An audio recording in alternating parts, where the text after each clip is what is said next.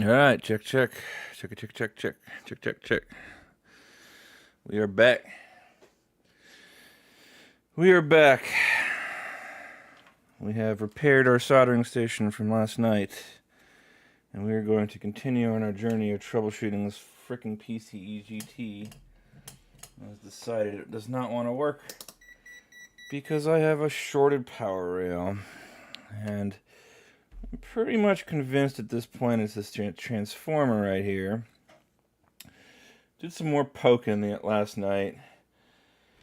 It's because I can never leave anything alone, because it bothers the crap out of me. Especially considering that these transformers are not something that normally really blows up on you, but, you know, it can happen. I'm not seeing the normal signs of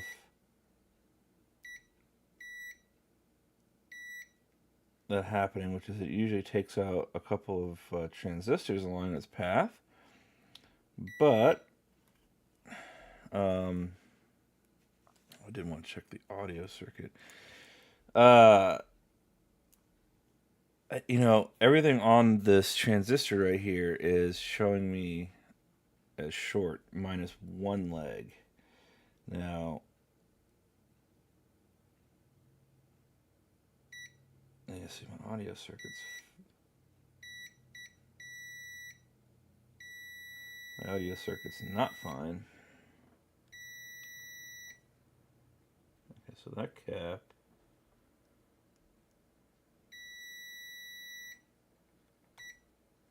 So I have one cap, which I think is...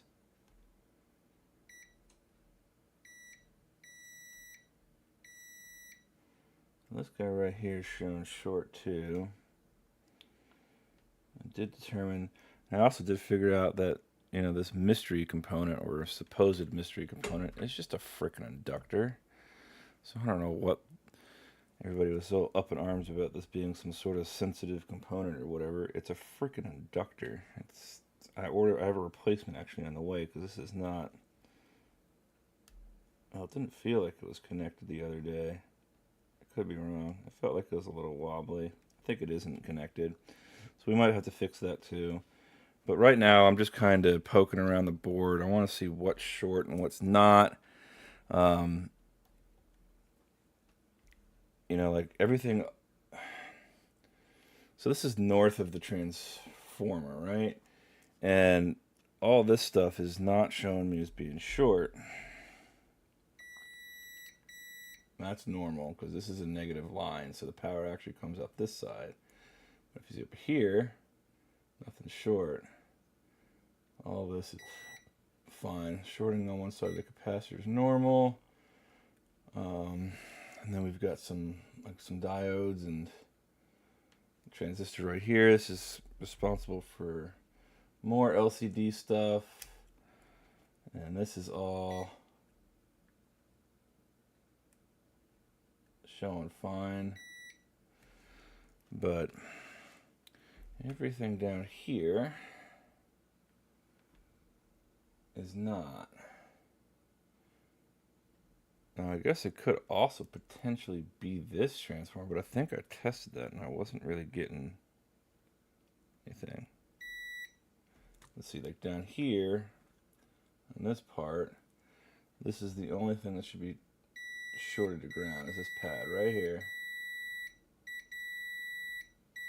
So that's short, that's fine. But this is coming directly from... This line right here comes directly from that transformer. So I think the first step for me personally is just going to be defining just to pull the transformer and just get it off, and that way we could rule it out. But here,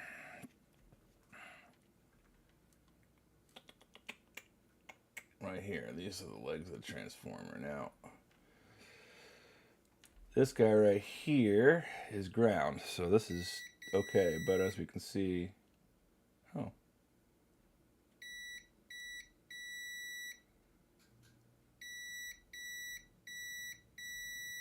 maybe I have it backwards. Maybe it's this guy supposed to be ground. Either or, I gotta come in here and suck up all the solder out of those holes. Now, these two are also, or these three up here, are related to the transformer, but these are not shorted. It's just everything below it. Now, I want to look at some of these diodes and transistors. Having one side shorted to ground is fine. So that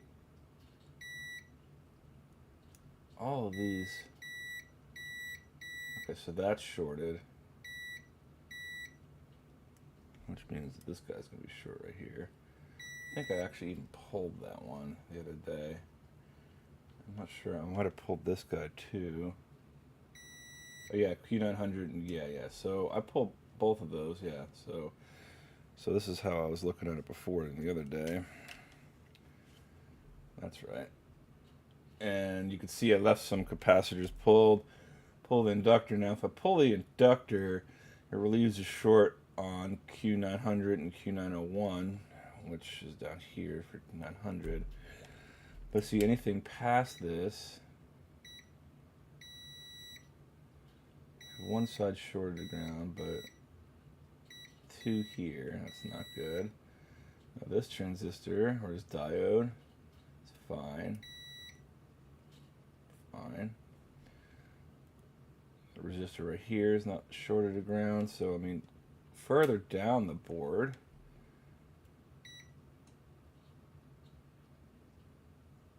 is fine. See, we definitely don't have any shorts here.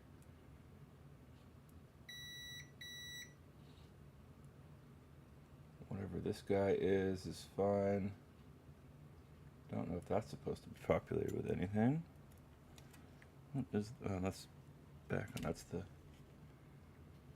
that would be 100% B. This is the transformer right here. So, yeah, I'm not too sure what's going on. I would imagine that means the backlight circuit might be also shorted to ground. No, that should be ground, I do believe.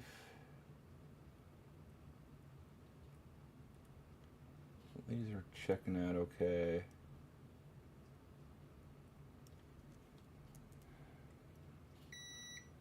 That's probably a ground. I could always verify. But I think first things first, what we're going to do is just pull the, we're going to just pull the transformer here. And get that out. And then if that relieves the short, then I know what my problem is. And if it doesn't, oh, then I got to keep poking. Boy, I gotta look at my other board because I might have wiped a component off the other day and not realized it, because those pads definitely look like they meant to hold something. No big deal really, but yeah, not good. Are they shorted to ground? I would imagine they are, because it looks like they lead right to the transformer. Yeah. So I'd have to take a look on the Turbo Express I've got. Let's see what we've got. It might be missing something. Dude, sometimes get this soldering gun out is such a pain in the butt. Alright, so let's try we're going to try to do this a quick and dirty way. I'm going to use the soldering gun here to the best of my ability.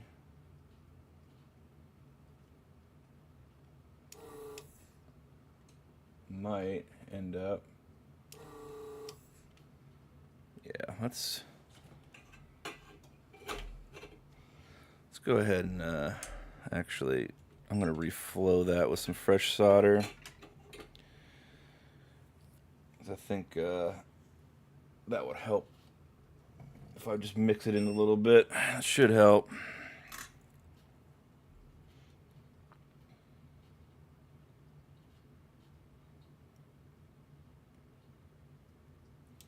Now I did repair. Just flooded that. Okay. So I did repair my soldering iron. That's somewhat working. Real solution is I actually do really have to go by. Dude, I swear, the white balance on this damn thing is so freaking bad if there's any type of reflective surface around. Okay, we're gonna let that sit for a second. Okay, that might have done it.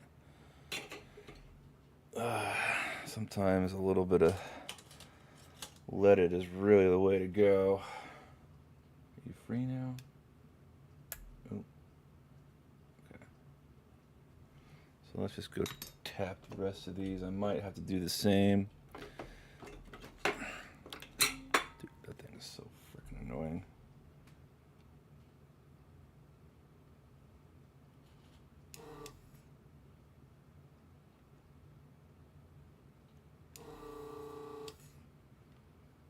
Yeah, I'm thinking I might just bite the bullet here.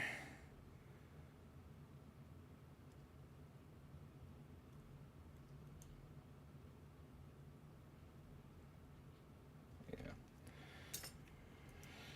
Whatever little tiny bit of solder is in there does not want to come out. So let's just go ahead and make our lives a little bit easier here.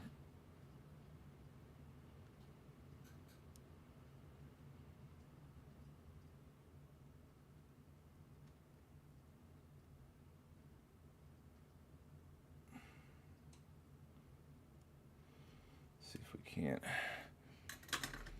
Just smelling along for electrolytic fluid. I swore I smelled some yesterday, which could mean that that's why this thing is dead.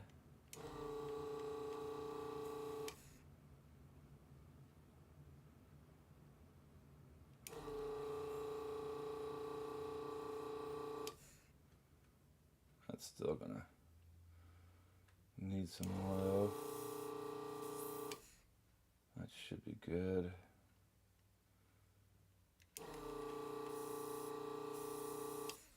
That should be good.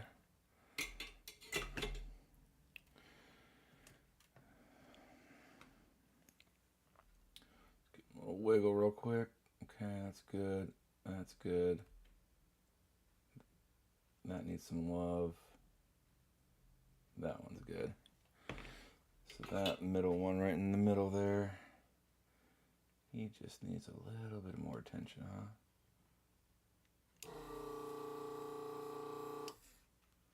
Still does not want to.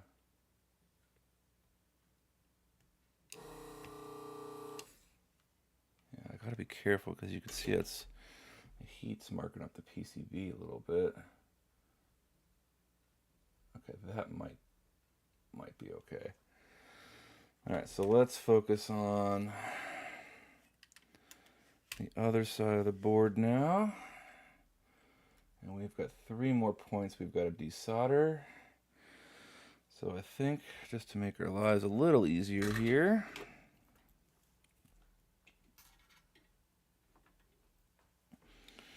let's go ahead and pre-tin these. That way, hopefully it sucks up. Then this one's going to be a pain in the butt because of whatever this.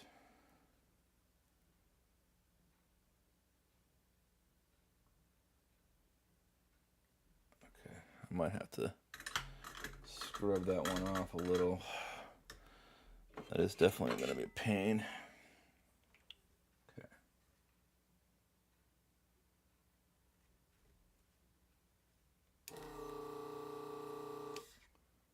That one came out okay.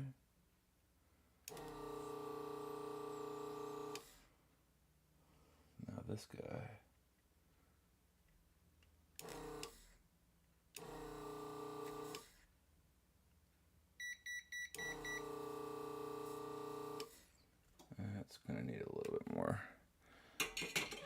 tension. Let's do it again here.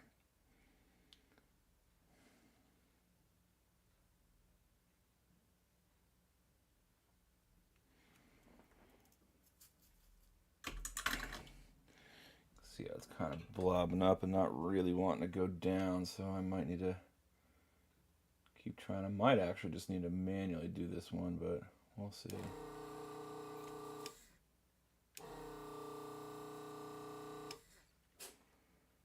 It's still looking attached to me.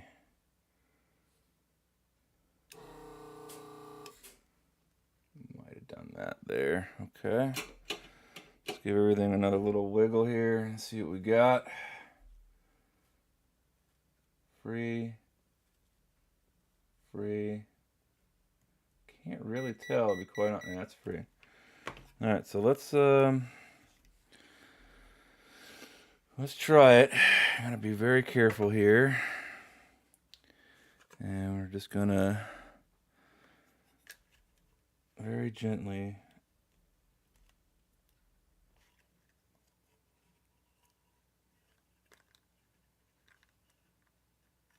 make sure I'm not gonna rip anything here. Still have one pin. Oh yeah. So I could tell already the transformer looks to be not happy. So let's just go ahead and see what I can show you, what I can see before I really damage things. But yeah, I think I just did that, to be quite honest.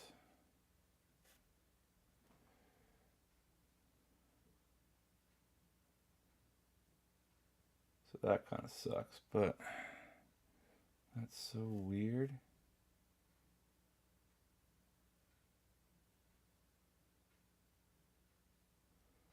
So that's, which one? Oh, fudge. Well, that sucks. So if this transformer is good, I have now officially ruined it. Might be able to repair it, but I doubt it.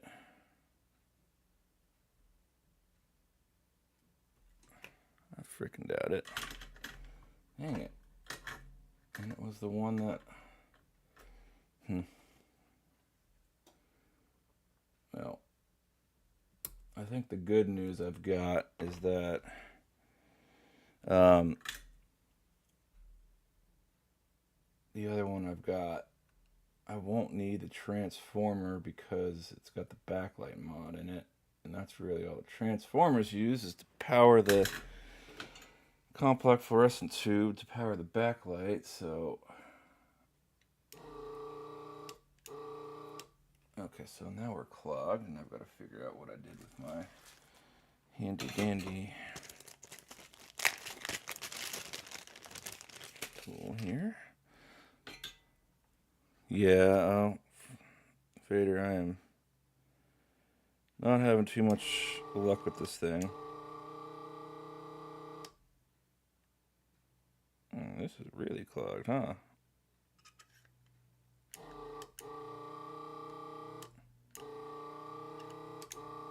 Yeah, this is really clogged now.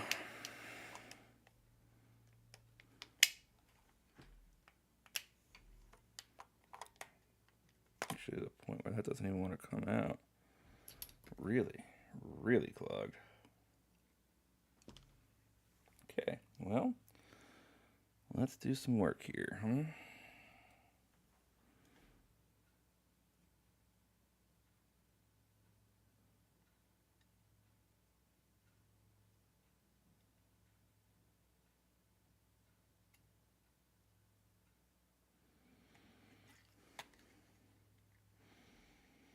Okay.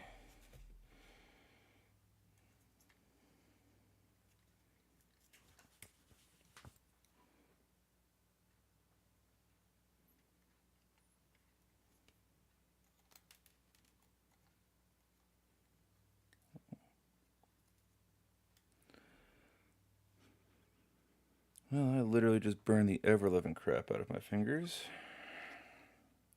So that is going to feel amazing later. Look at that. Bam.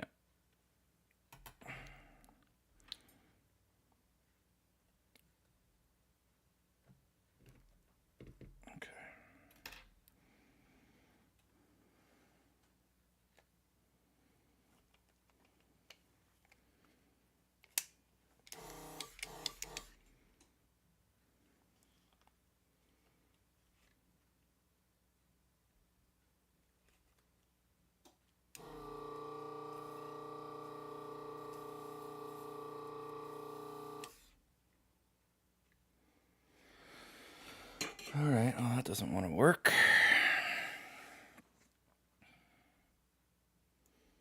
So, go back to the reliable here. Oh man, that is now starting to really hurt.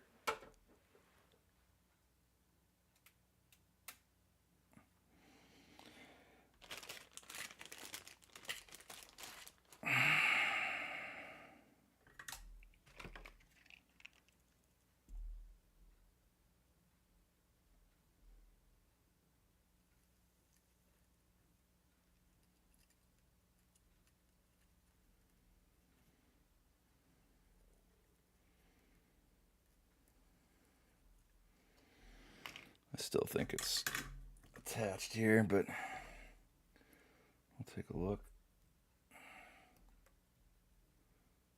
Yeah, it's because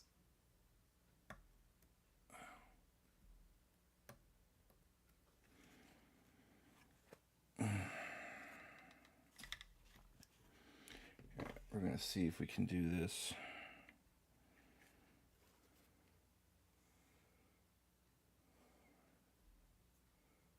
There's still a chance I could rescue this, maybe, but it is going to be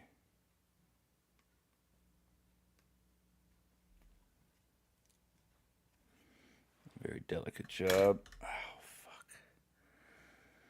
All right, so is that just like glue or is that fluid? Boy, I can't tell.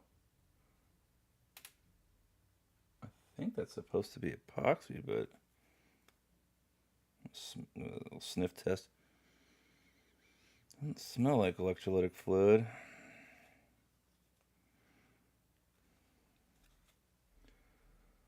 All right, well,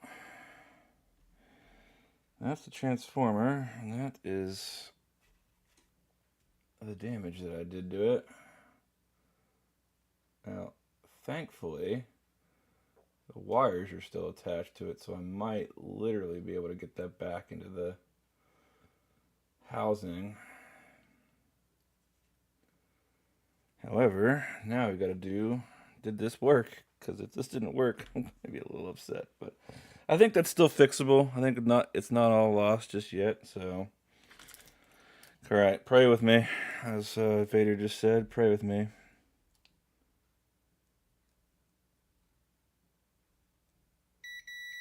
Not supposed to, no. That is supposed to be a ground. So we do have a dead transformer, right? Please. All right. Next test. So this is supposed to be ground. Damn it. Damn it. Well, damn. It was not the transformer.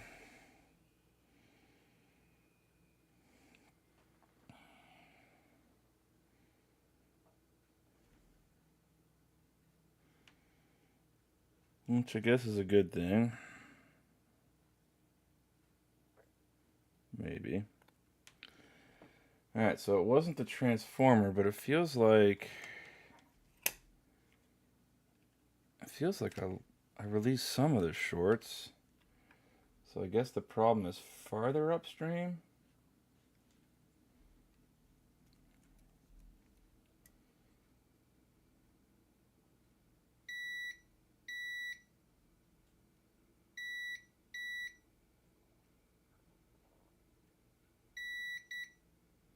I don't know though, this is so weird. What is the issue here?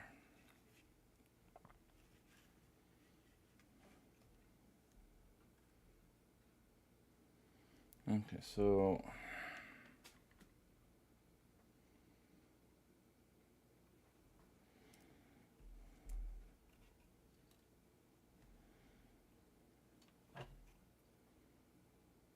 that's fine, no connect.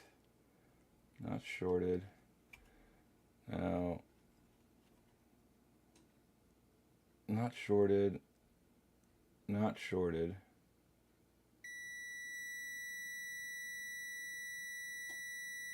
I gotta figure out where 2 goes to, but I think that's a no connect. 6 is a ground. And so we're not short.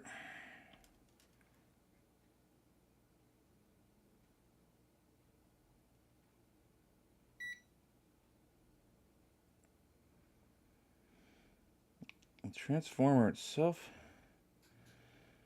doesn't seem to be... See, that seems to be short though. Okay.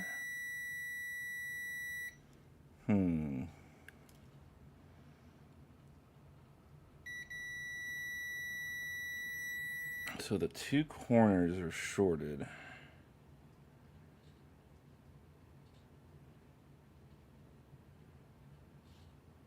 Let's take a look on the inside of this and see if we can see any more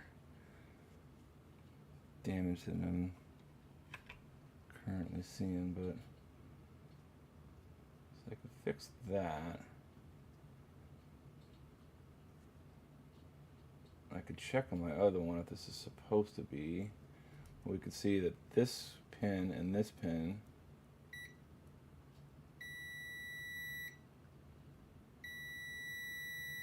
are showing a 2 ohm short. So I think that means the coil's dead. Maybe? Or maybe not.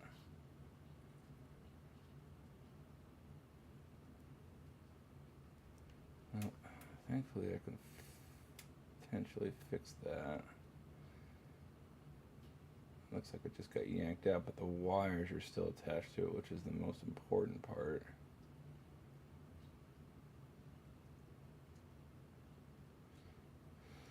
So all is not lost with this. However, now I do want to go look at the other side of this board. So do we still have a short on these components? We do not.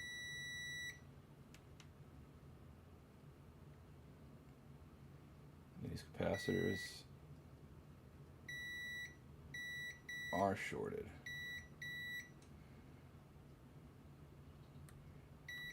But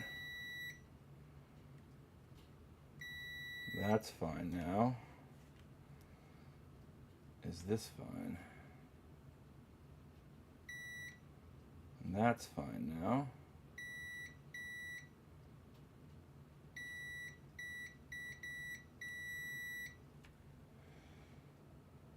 Oh wait, that's the transformer, but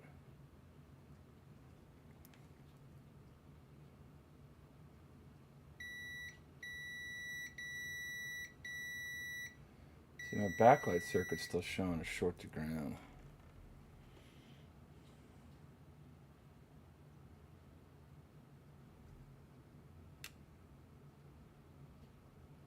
I could pull the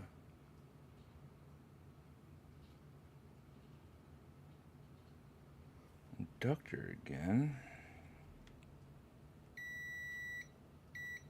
Yeah, see my 9-volt line.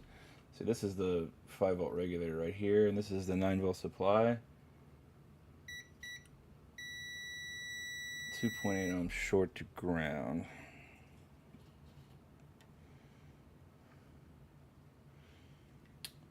Okay, which means that probably this capacitor.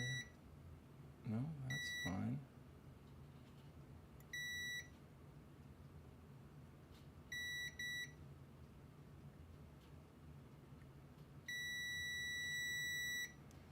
So that's fine.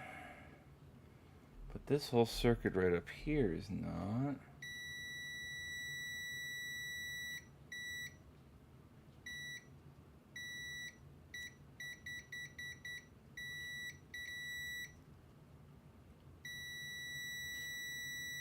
Could pull this inductor,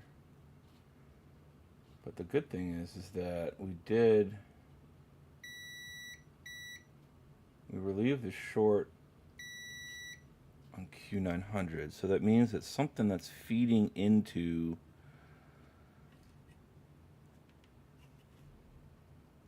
the capacitors is short.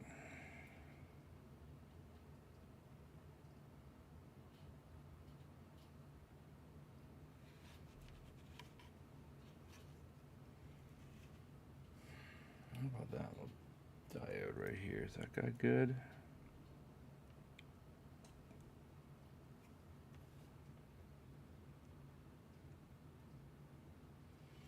Looks good to me. Now what about you? Okay, that's fine.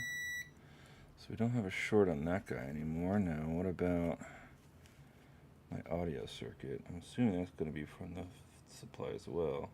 Yeah, so that's still short.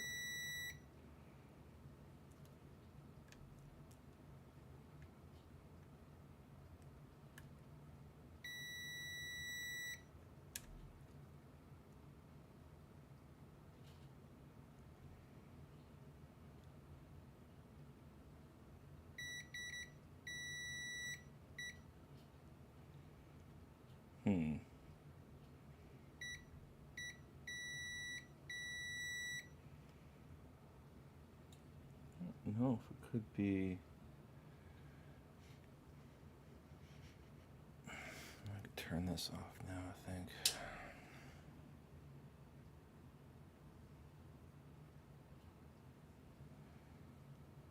I don't really know. I mean, I could. I wonder if I need to keep focusing my attention on this area. We do have some exposed trace right there. But unfortunately, we're still short to ground here. Like a dead short to ground. Which means that all these capacitors are going to be the same. These have a 2 ohm. This has a dead short to ground.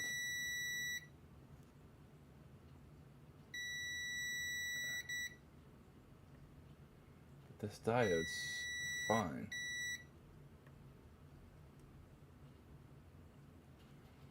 So, what the fuck is feeding me now? This transformer is on the other side, right? Let's just take a look at it. I don't want to have to pull it as well. I don't really know what it's doing. That would be up north, I think.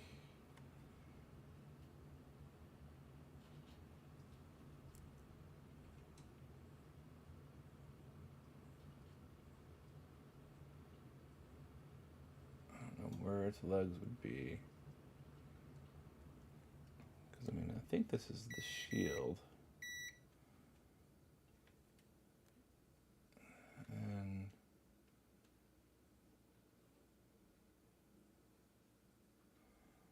And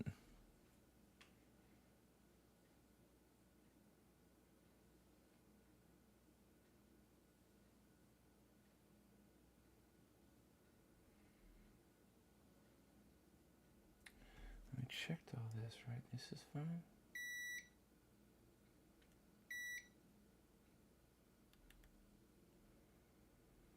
So pull on the transformer, relieve the short on Q900, but that's to be expected because they're tied directly together. Those capacitors tied directly into that, and that leads directly. I mean, I guess it could be rotten trace right here, maybe.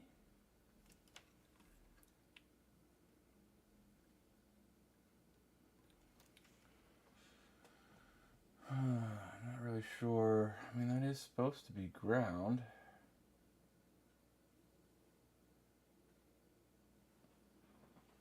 I'm not really sure, to be quite honest.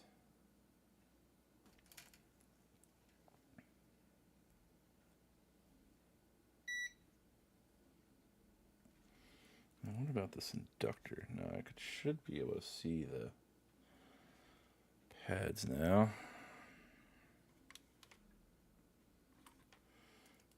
Maybe. I'll just grab in here real quick. So that inductor is obviously shorted to ground. I mean, this could be fried. could pull it. See what happens. I mean, I think I've actually got another one of these on the way anyway, so it's not like I can't replace it. It's just an inductor, so this freaking silicon crap is just completely unnecessary anyway. I am like convinced that this thing is not connected, just kind of being held in place by the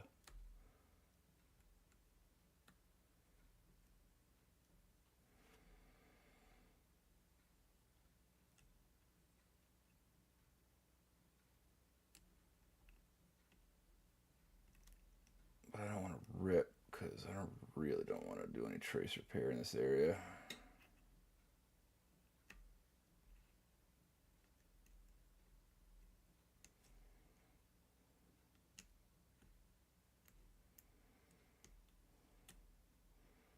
Fortunately, I can't do any overhead heating because of the electrolytics in the area.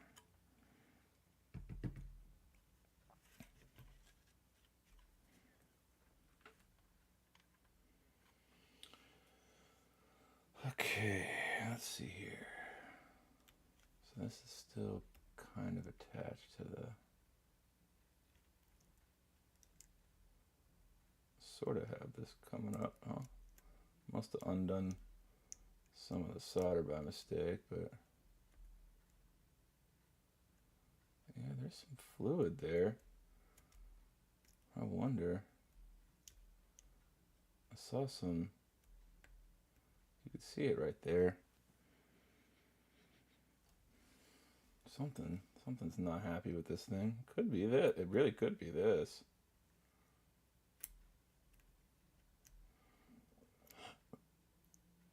Okay, so that's free there.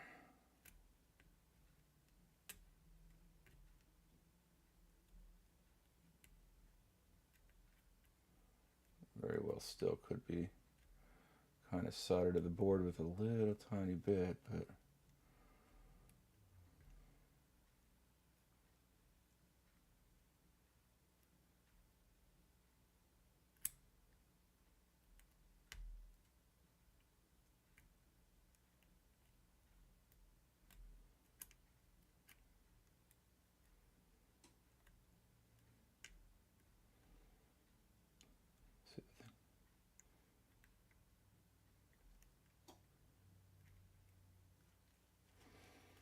so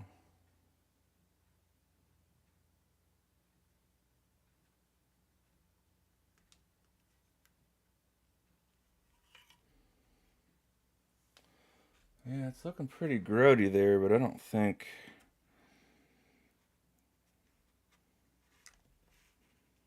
that's going to be the issue.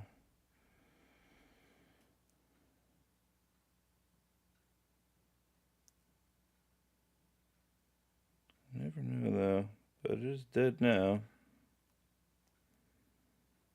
And whatever I did just broke it completely, so there will be no reinstalling this particular coil. That's okay. Like I said, I've got a replacement coming, a modern replacement coming. Well, we can see just how gross this was. I don't know. Doubt it. I really doubt this is going to change anything, but it's just a coil. I don't even think it's got a direct path to ground.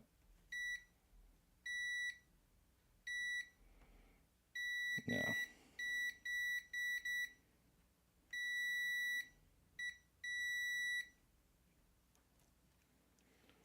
So,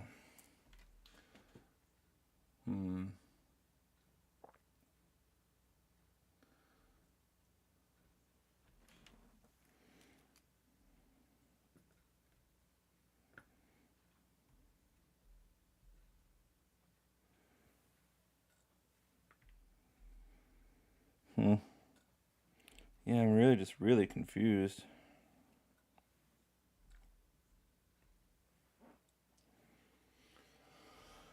Okay.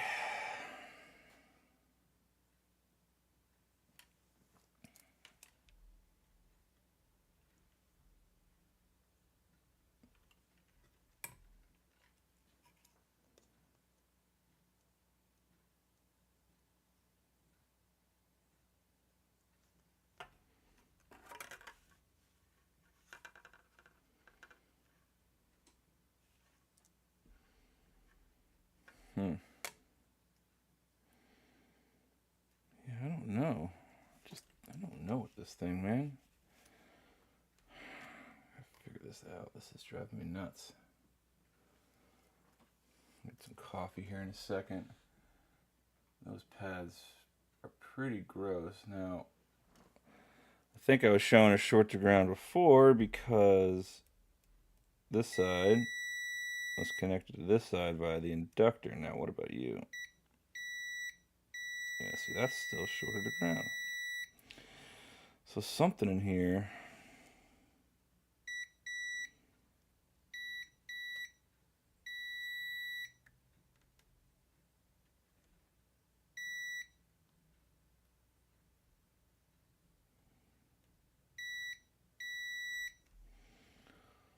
Still short.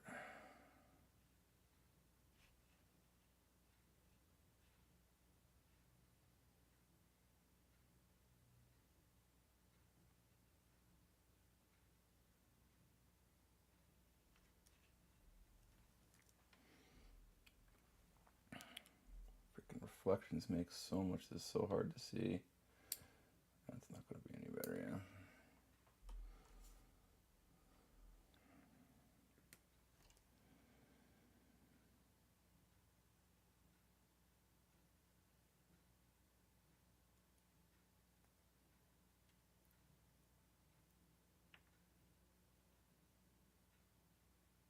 That thing is just trashed. Alright, well, we still have a very nasty short to ground. I still have zero idea where it's coming from. We cleared the short on the transformer. That's ground. That's a no connect, so that should be ground. Or no? Okay.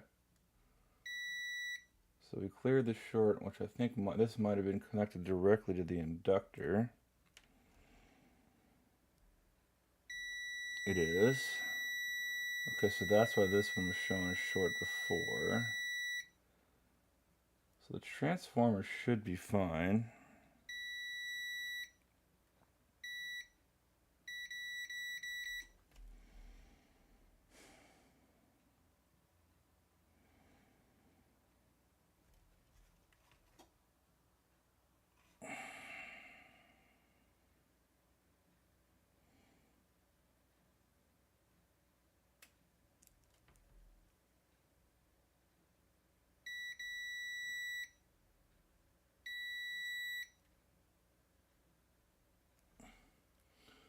So those two caps are shorted. This guy right here isn't.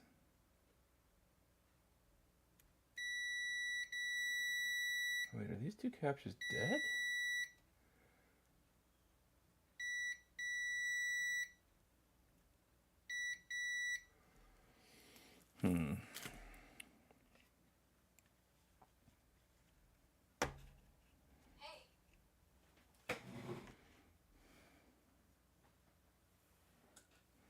Alright, let me grab some coffee.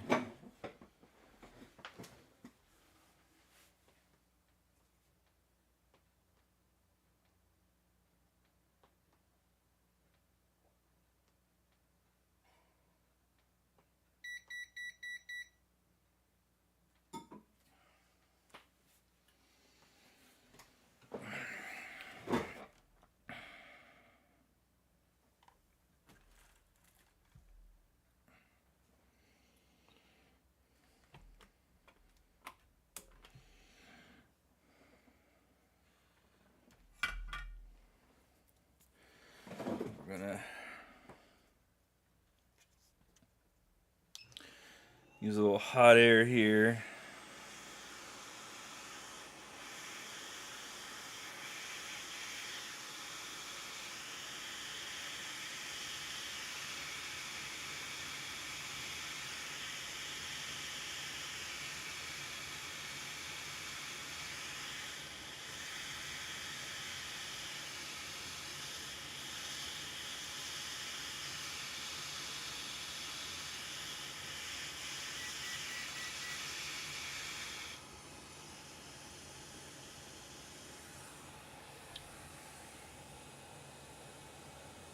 Man, it still smells. Oh, it's probably because it's coming off of that.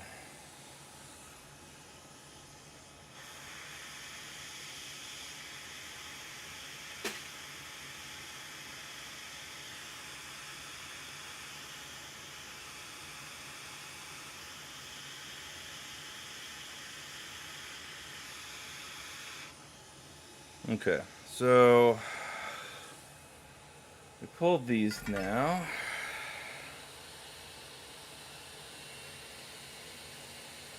And knee still looks okay. Maybe. Did I drop anything?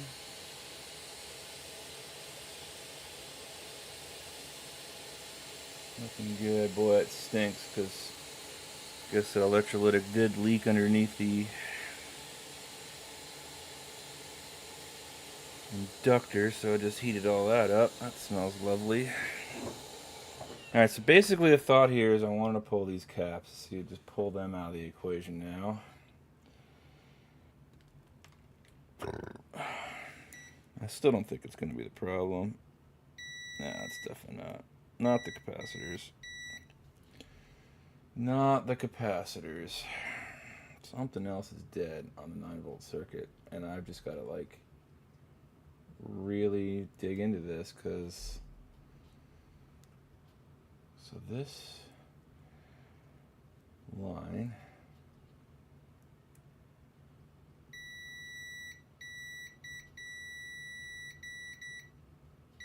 is short. That's short. The next thing I could do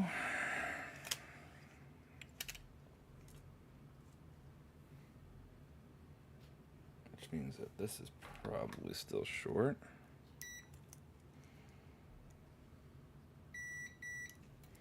Okay. So if I take this inductor off, maybe.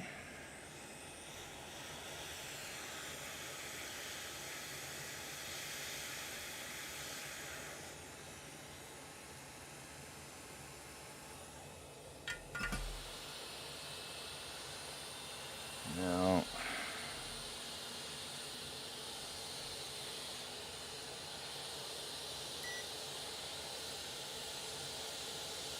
Yeah, see now for the inductor's off, we no longer have a short to grounded backlight circuit.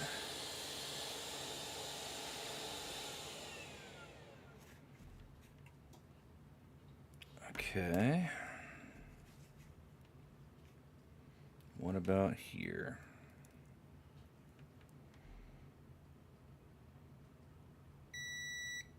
Okay. That's still short though. So I think it's on this side. It might be this thing.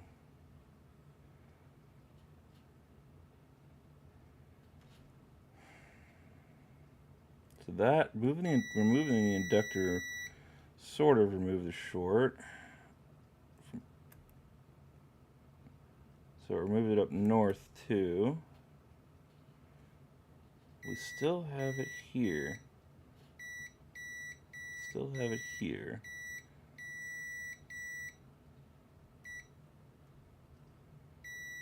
Okay. Hey, what's up, Felchi? I'm working on a turbo or PC engine GT that has been an absolute nightmare. I've got a short to ground on my 9-volt rail or a power rail.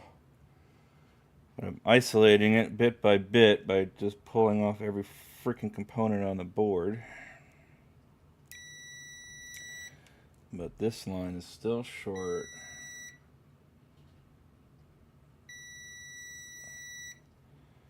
Where does that go? Does that mean, are all these caps still short over here?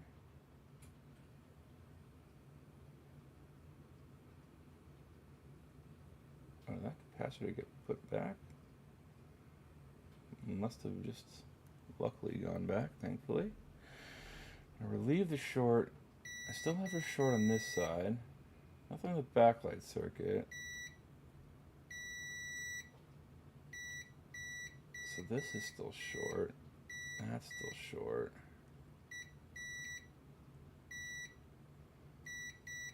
So I just don't know what it could be.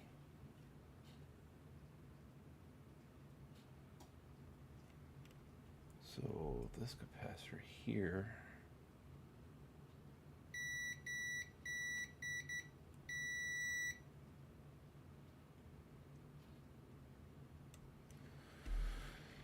Okay, shit, man.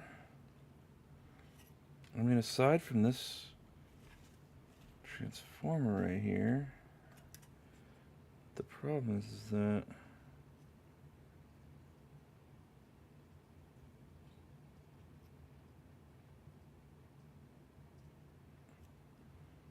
I don't even really know.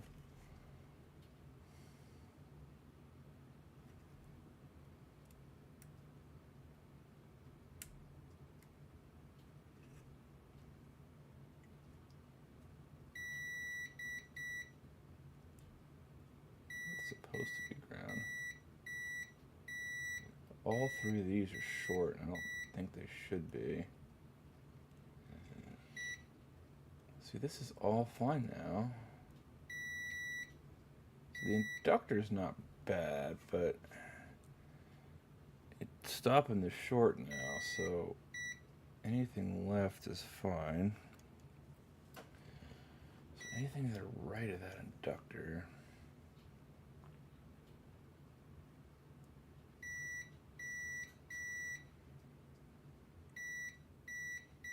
I already verified it's not that capacitor.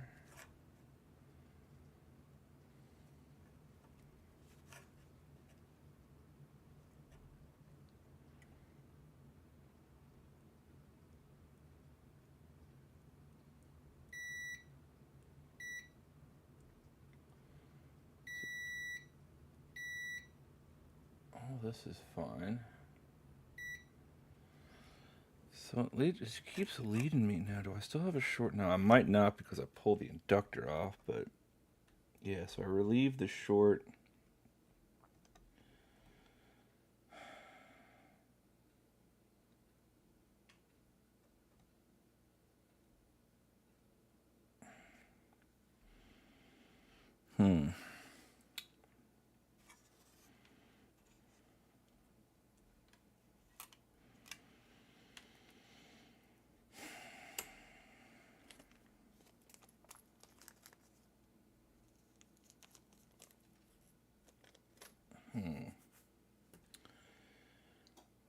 I'm trying to think here. Like, I really don't know. I'm gonna have to probably just take a break from this and look at the diagram again and figure out what touches these rails, because do I still have a short? I think I relieved that short here. That's because I got rid of the inductor.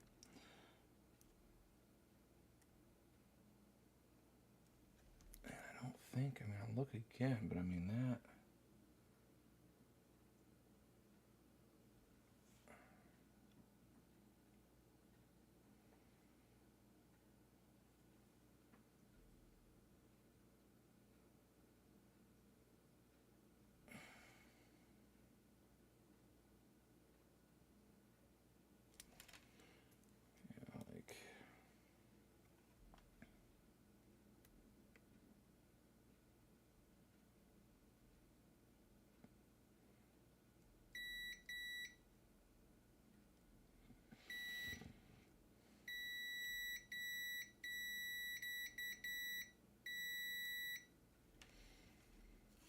I know it doesn't look too pretty right here, but that's ground, so that's fine.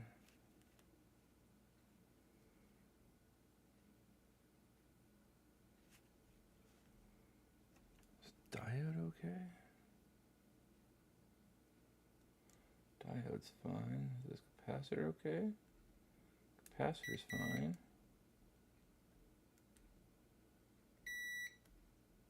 Let's see, this one's not shorted to ground. Man, it's a real head scratcher.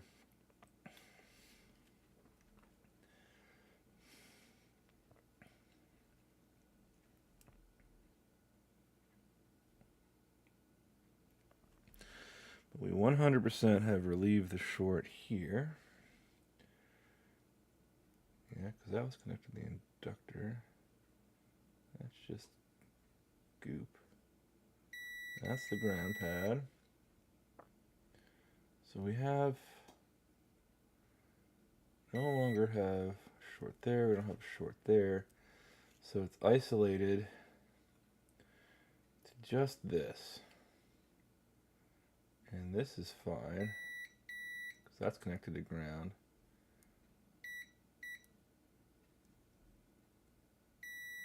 So I could pull that capacitor off, but I'm convinced that this is not the problem here. But see, I don't have a path through, but it is dead short to ground on this side because it's being fed directly from that. And that's coming from over here.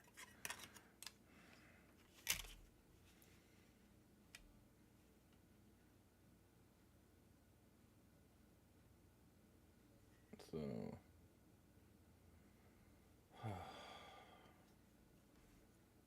now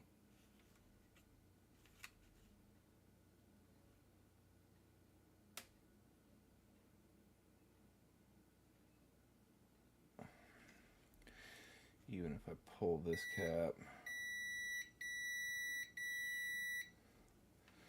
it's going to be the same result, but we'll do it anyway.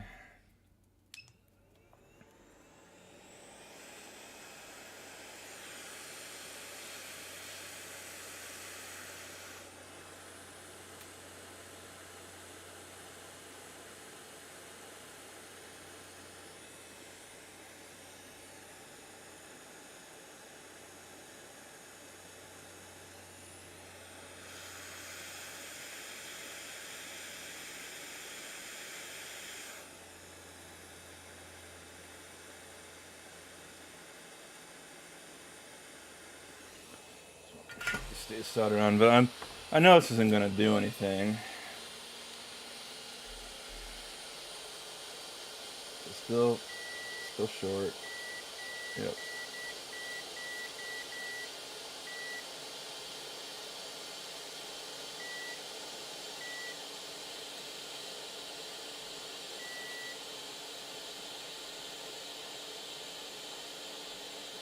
But 900 and 901 are fine now.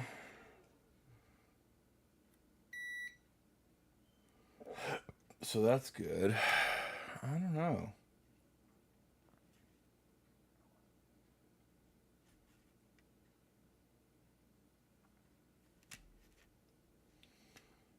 I wonder if I have to start injecting voltage. It does make me wonder.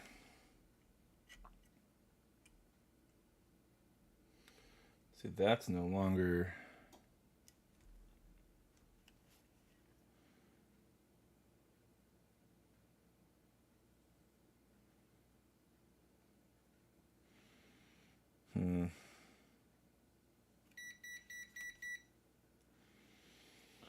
Does make me wonder. I don't know what to do. I'm gonna have to probably just graph this one out.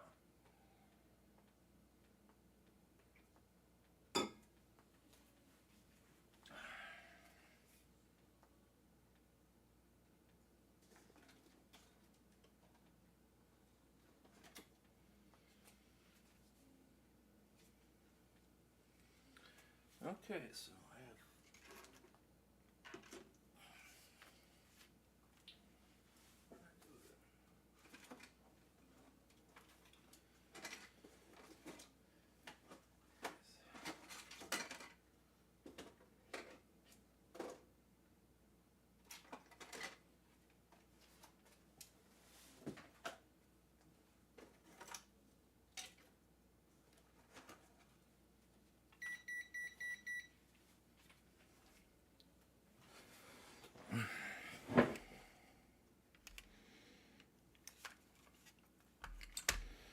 So now I kind of want to just measure voltage and see if maybe now I'm getting 5 volts out of this thing. The worst thing is it just won't even turn on, but alright, let's get you to volt DC real quick. A quick little measure here. Do I have 9 volts? 7 volts coming in there. And then nothing on the other side.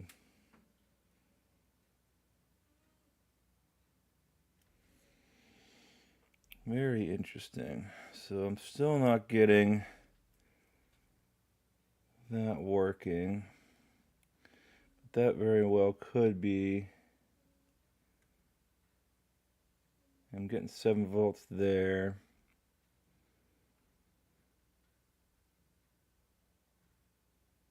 But because this is shorting out, it's just, I've removed so much too. Yeah, I don't know. I'm literally gonna have to trace this circuit out.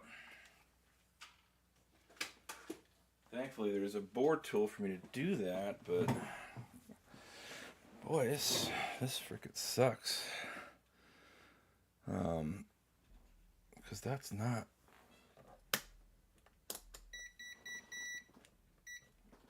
So we're still not short here, right? Not short there, not short there, not short there. Okay. What else could be related to power?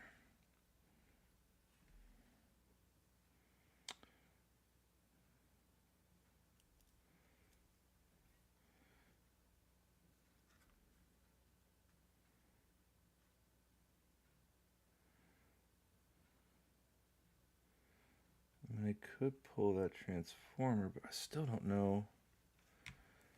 Really still don't understand where this is even coming through on this board, but I mean, I might as well, right? Come this far. Thing's dead already.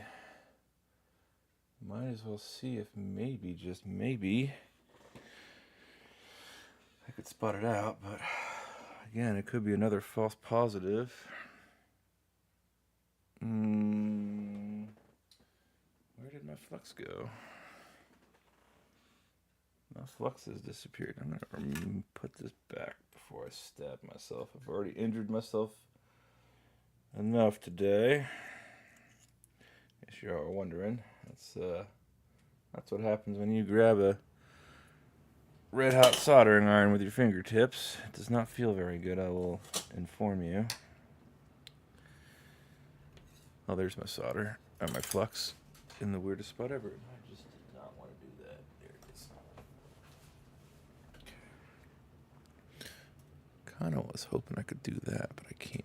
Alright, so, of course, it's leaking flux as per usual, because I freaking hate this tube. Okay, grab some desoldering wick here. Soldering iron back in working order. And then I'll just go ahead and wick this right on up. Okay, should be good now. Let's see here real quick. Do we have a wiggle?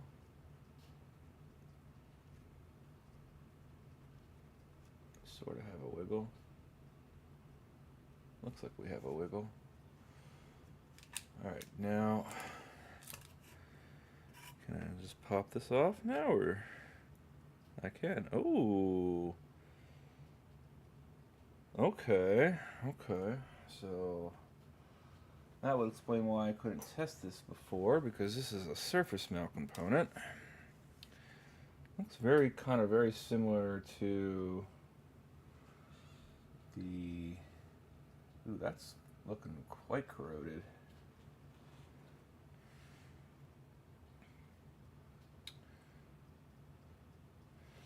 So do we have a short on this? I would say we do. I think we do. Unfortunately, I have lost, I think that's a ground, right? Yes. So, that's short, that's short, that's short.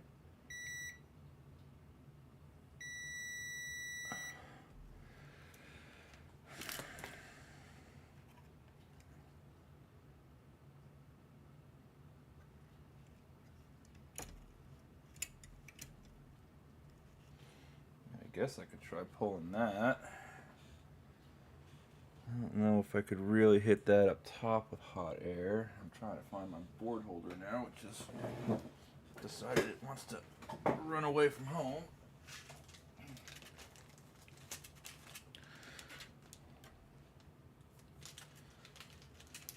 Where'd you go, you son of a bitch? For a reason. Damn it. Is she around here somewhere? Where's my solder sucker?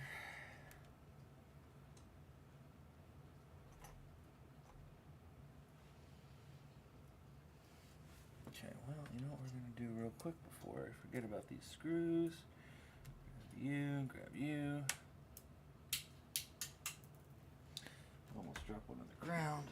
Oh, I did, but I found it. Okay, where is my freaking board holder?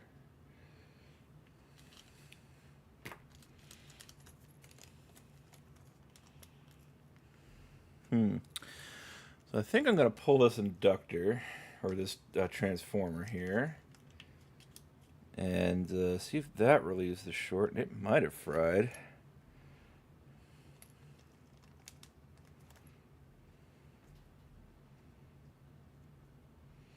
I think on that one I could possibly use the one that's on the Game Boy.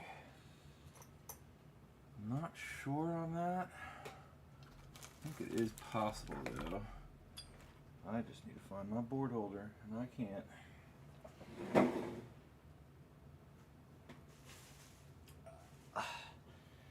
Boy, I really gotta come in here and do another bench reorg, because things have gotten way out of hand yet again.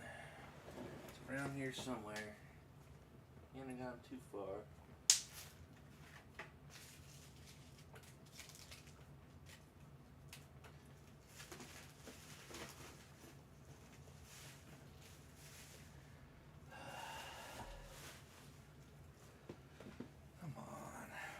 There it is.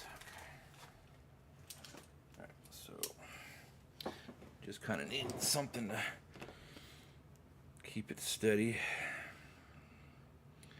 even though it's a little difficult to do that because of the way that the board is shaped. I might be able to make do like this.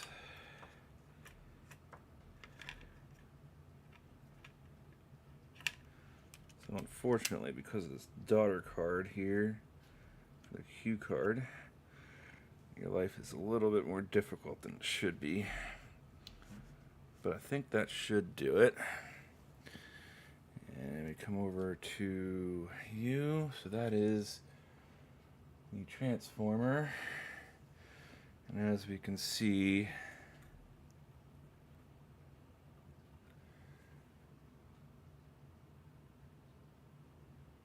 problem is that,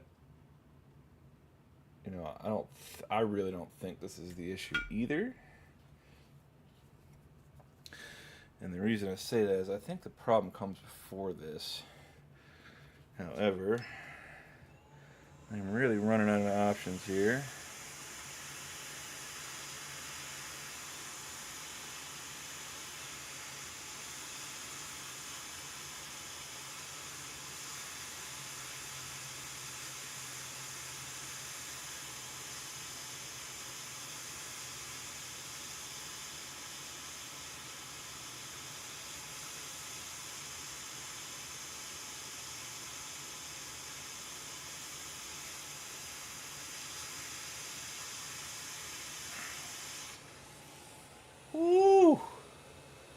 No, I think we found our issue. I think we may have found our issue. Holy crap. That looks like it exploded. Unless that's just... Oh my lord, that is really bad.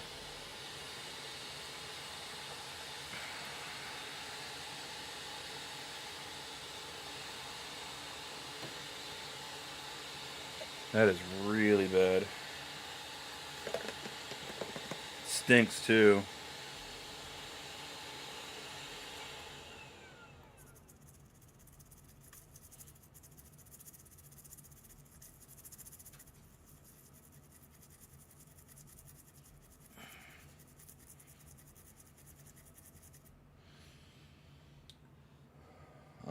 I don't know, but that did not look very healthy when I pulled it off. It could just be some residual crap from maybe some fluid leaking in and eating away at the plastic, and could be something from the heat that I just put on the board.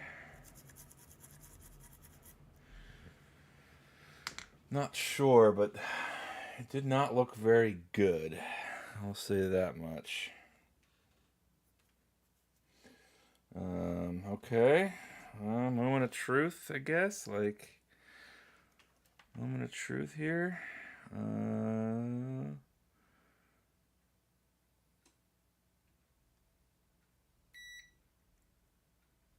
Okay. Short's gone. I think we found it. So I have to figure out what the T500 transformer is, potentially. Because that was dead.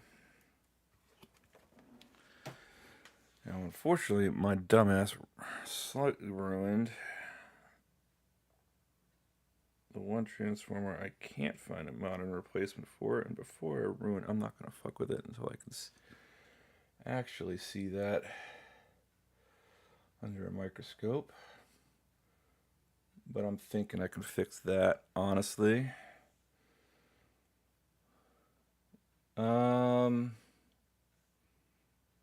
Yeah. Well, we found it, folks. We have found it. Okay. Now, the big issue is I can't lose any of this crap that I just almost lost. So we need to grab that, need to grab that. And you, because you're a shield. Pretty sure I had like a power button and shit over here. Maybe not, we'll have to find that later.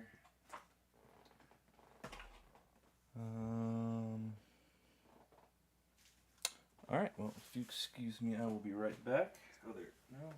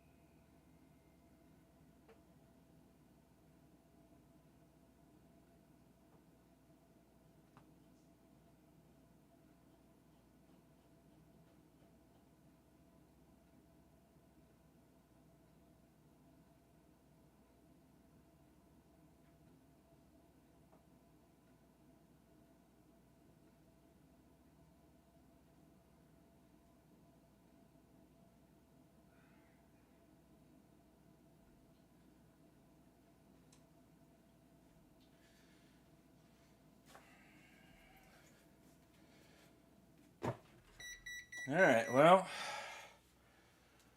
I mean, that's good news.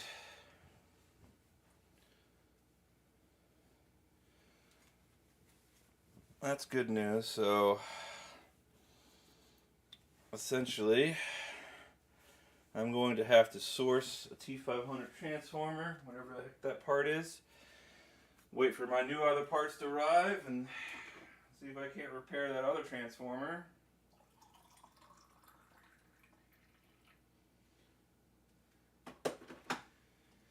If anything, I might get lucky enough and just kind of be able to line it up through the through hole and solder it in, and then just pray for the best. Thankfully, the little metal shielding right here is kind of tight around it, so I'll keep it in place, but it's going to be a nerve-wracking repair because as far as I'm aware, even though Mr. Luke from Retro 6 is being kind enough to take some measurements and look into it for me, I don't think there's a modern replacement. Now this is the offending part in question right here, and you can see just how corroded those outer pins are.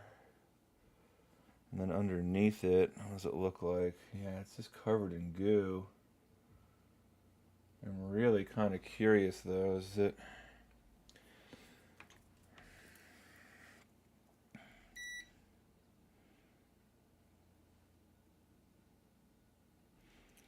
If I did it this way instead, just held down a leg.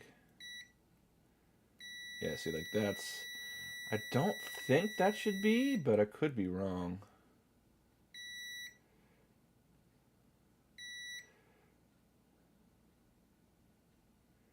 Maybe I'm wrong. I don't know. No, that shouldn't be. Yeah, I think this thing is toast. I personally think that thing is toast. Now I have to come in here and really clean these pads up. But the good thing is now my short is gone. Problem is that I don't think the system will turn on without that transformer, so I don't even think I can measure. All right, good though, good. I will take it. I'm going to put, at the very least, I'm going to put this inductor and this capacitor back here. I'm gonna go ahead and just add a little bit more solder to this pad. Let's get some. Can I focus this some? No. Alright, so we'll do that real quick. And then we're gonna. That's not what I wanted to hit. I wanted to hit manual focus and then minimize. Alright. Woo! Alright, well, that's very good news. So hopefully.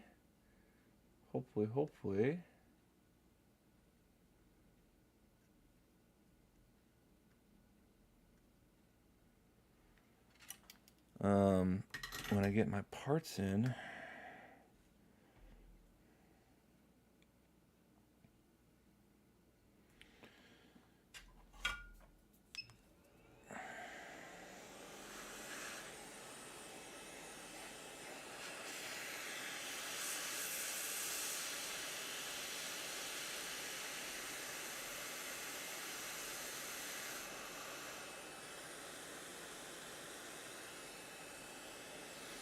so what we're going to do now,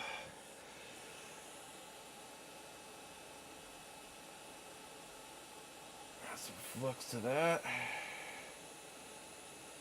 Oh no, damn it. Oh, there it is. Okay, thank God.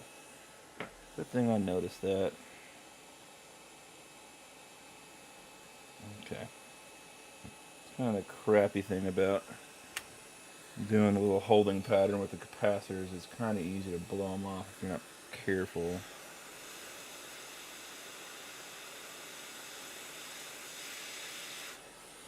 Or just do that too.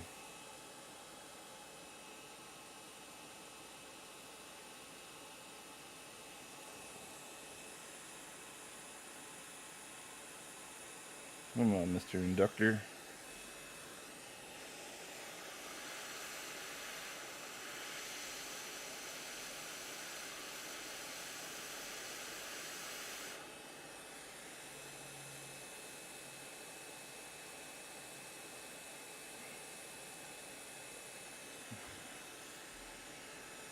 Really do not want to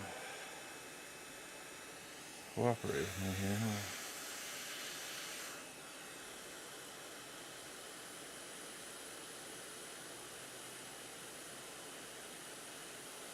Okay. Not you, not you.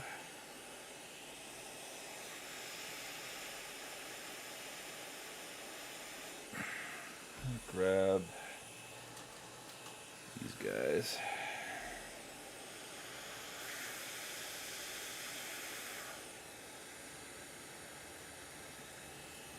Okay.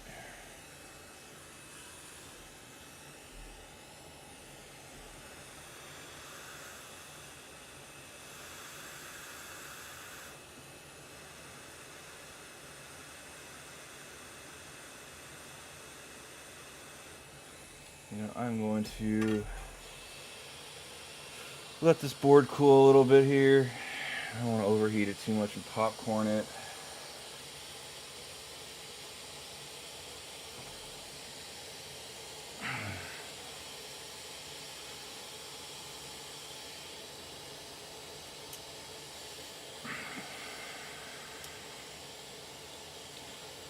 Basically,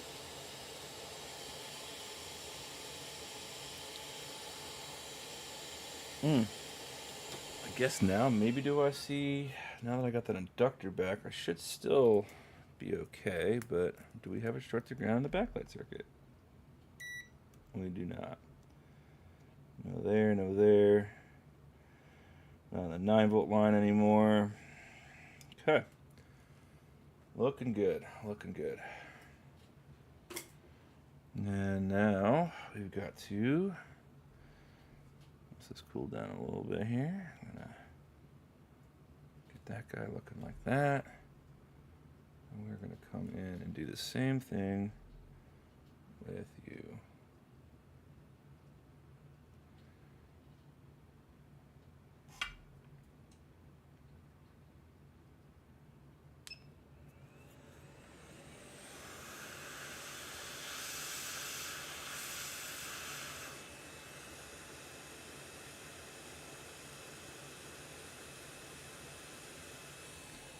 Perfection.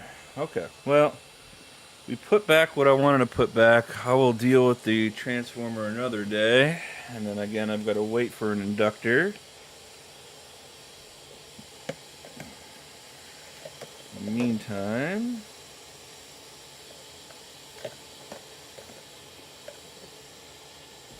a little bit of cleany clean here.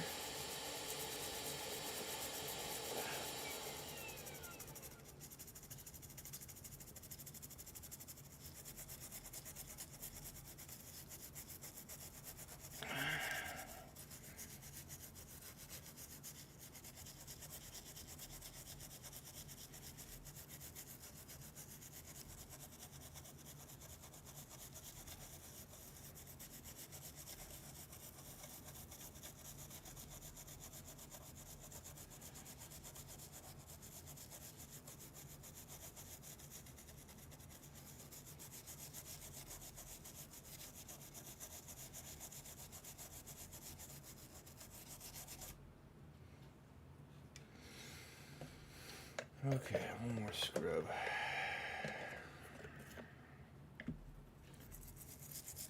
Gonna have to order another bottle of alcohol here this week, looks like. While that is still wet, grab me a Q-tip here and just kind of go over the area a little bit.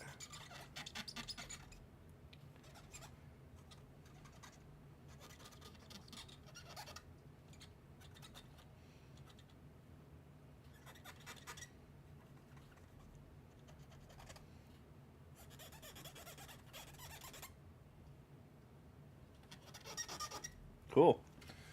All right. Well, we'll tidy this up later. No reason to really overstress this, but holy hell, what a fucking journey! So that's really good news. So that I'll count that as a win, even though it's not functional yet. We no longer have a short on my power rail. And once again, we're just going to come through here, take a look at, yeah, all this is good. 6 is ground right here, right? So this is the ground plane, and it is not shorted to anything, which is great. And then here, that's the ground plane with that inductor, right? This is used to be short. It's not. Positive, positive, positive. Oh, yeah, that's fine to be short. That was it. I think that was it, guys.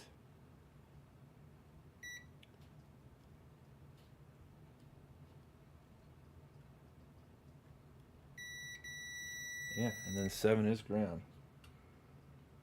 So that's ground. So that's ground. And we have no direct path to ground here. So yeah, I'm going to have to come in and clean all this up. So unless it was something that this was connected to on the other side, which I guess it could still be, but I don't know what that could possibly be. Because that's in here.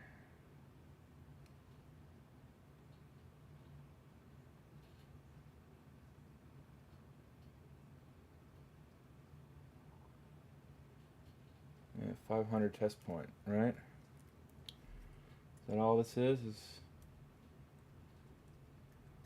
Yeah, I think we're good. I think we figured it out. We have figured it out. And that is as far as I can unfortunately go with it today. Because I have to wait on parts now. And now I have to source that transformer. So I'm going to just put this off to the side. Screws. Now, I know I had another little baggie with the power switch. And unfortunately, that little baggie also had a very important diode in it, or transistor. I'm going to have to figure out where that went, because I need that. Son of a biscuit. This is why I don't like doing what I did. I really prefer keeping everything together. Now I can't really seem to figure out what I did with it. So it's around here somewhere.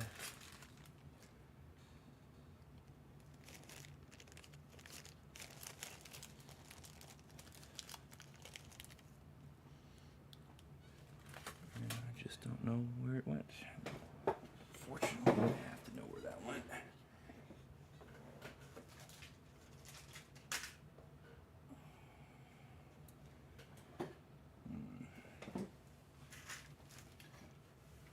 Really? Oh, there it is. I got you. Okay, so here we go. So we've got all that together.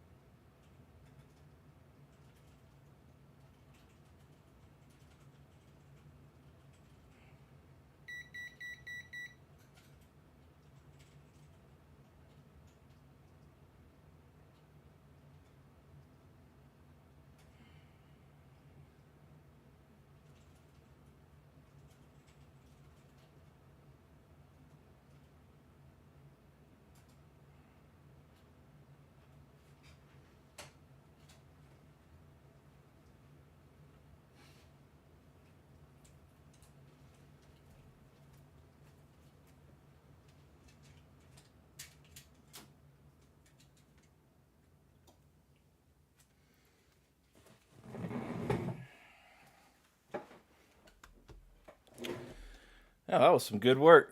That was some real good work. So we've sorted it. You know, shorts to ground are actually kind of they can be a very frustrating issue to solve sometimes, but it's one of those things where it's like you just kind of have to use your head. And unfortunately, you do have to kind of maybe potentially, I won't say completely blindly, but sort of blindly remove some components.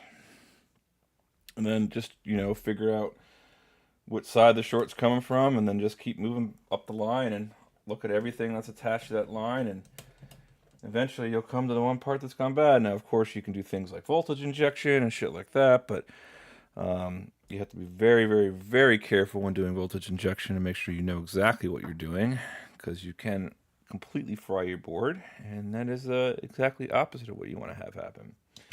Anyway, so let's get to working on some switches here.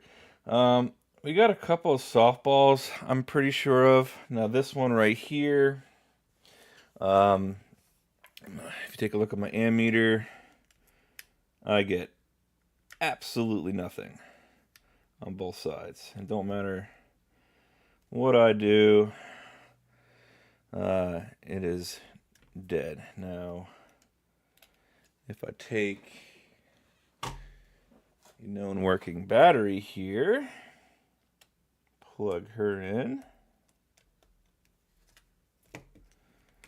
and I'll do this. Bam.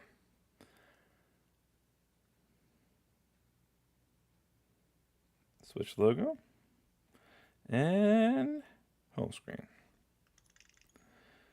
So we have literally a fully functional tablet with a most likely just completely dead charging port. Now, I'm going to do some more tests on it because the port itself looked fine. The soldering looked okay.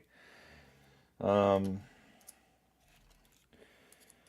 I don't really know what went on with this guy.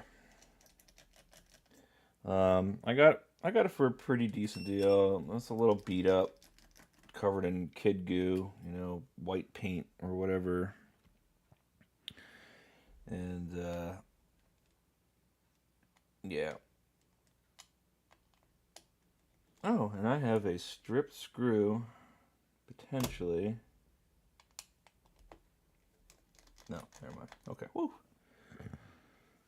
Because it looked like this thing had never been opened before. Yeah, it's not been. So we'll go ahead and do what I like to do here and just a little warm air. Breaks up the adhesive.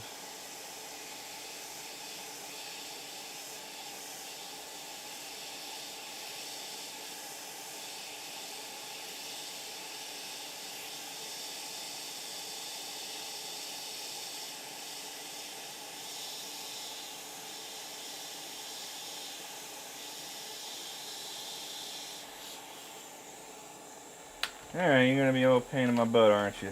Okay, so we gotta do a little squishing here. And for those who are new, I'm a little anal about this particular stuff here. Don't need to be. I just like to try to preserve the foam as much as I can. Especially because it doesn't take too much extra effort to not ruin it.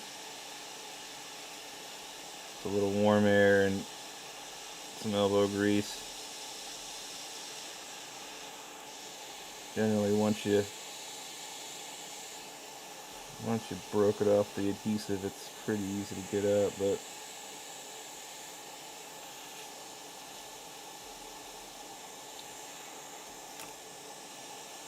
come on.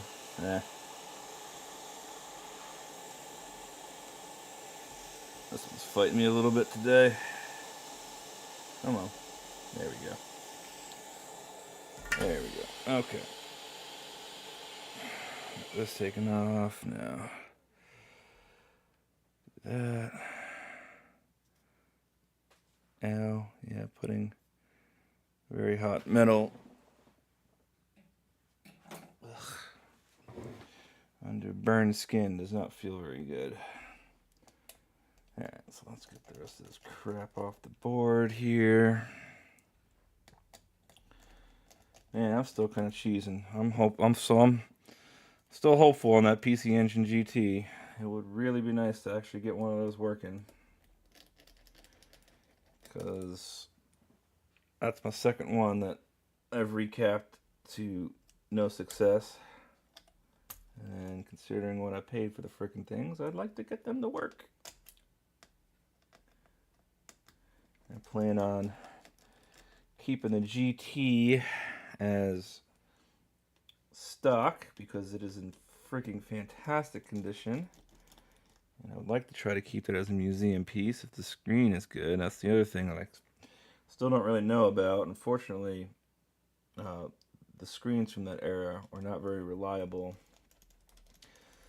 So what happens is they do come to you with burnt pixels and stuff like that. So I really don't know what the deal is.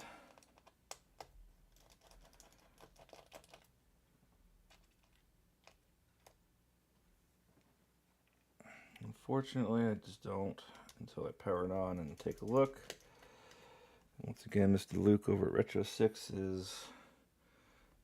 says he's got a clean screen in development for that particular console, which would be kind of nice because their current solutions are they're good. The big issue being you have to cut the shell, and unfortunately with these rare systems, it's a pretty hard sell to tell someone to do a shell modification. They're getting a little bit harder to find, and so a lot of people who do have them want to keep them stock because, surprise, surprise, rare things are worth money. So he said he was trying to develop a no-cut solution, which would be nice. I mean, you'd get a smaller viewing area, but I think most people would be okay with that, provided they could keep everything stock. So, you know, it is what it is.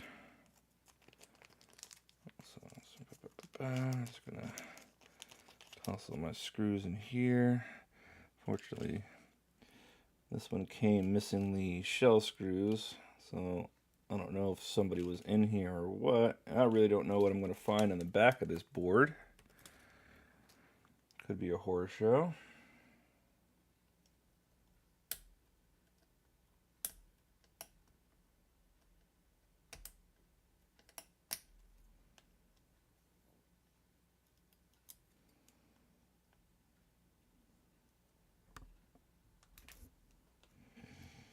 Really hate pulling them out that way. I don't know what happened to my thick tweezers. Oh, there's my Pokey Jammy. Hell yeah. Lost one on the workbench. Surprise, surprise. So I don't know if this is a replacement battery or stock. It is a V2 board, so probably stock. That's my guess. Okay, got that. Still got to order some tweezers with serrated edges. I think that's going to be the way to go in the future. Would help on these speaker connectors for sure. Okay, got that guy. This.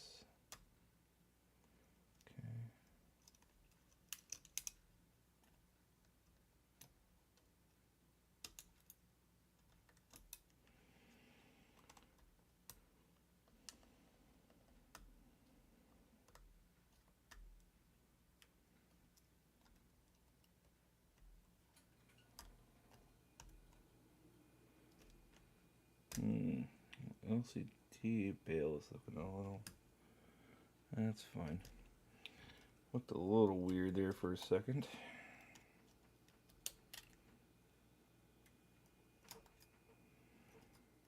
Okay.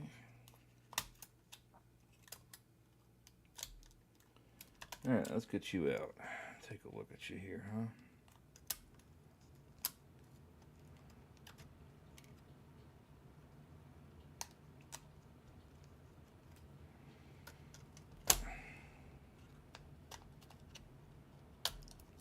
Okay. What do we got going? Back of the board looks absolutely fine. No signs of water damage or anything, so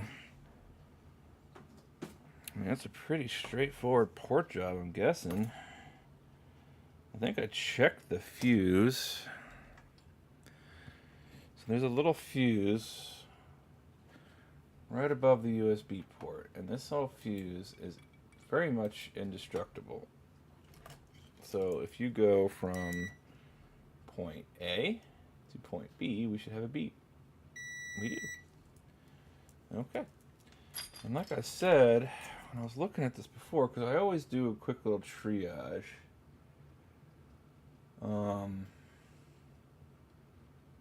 Those pins look fine. I don't see any sign of... And then if we look in the actual port itself... Let's turn this light on because that'll help illuminate. You could see that the... I mean, I guess they could have broken off the... I don't know. I'm just very confused because... It could be an M92 issue, but I poked around and the system boots, so it's not M92. Because if it was M92, we would get at least a 2100 error. So like, see, like that's fine. Pi's fine. Right up here's fine.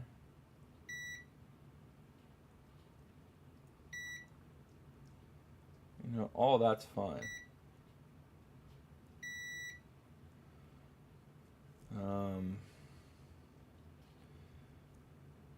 These MOSFETs are looking okay. I don't really see any signs of stress around them.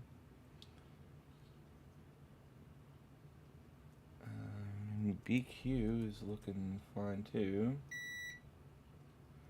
Don't think my system would boot without it. Actually, I know my system wouldn't boot without it. So that's fine. So, I mean, it could just be very much just a straightforward port job. It's a little odd, considering that the port is fine. The clasp doesn't even look like it's been molested at all. Is there a clasp on this? No, there's not. Well, I guess there kind of is. Up top, maybe. I mean, it looks fine. I just don't know. So, just plug in some power here real quick. Now, see, I'm not getting anything. It's a little wiggly on the inside, which is kind of what I noticed before, is that the only thing I could say is that it did feel a little funky on the inside now.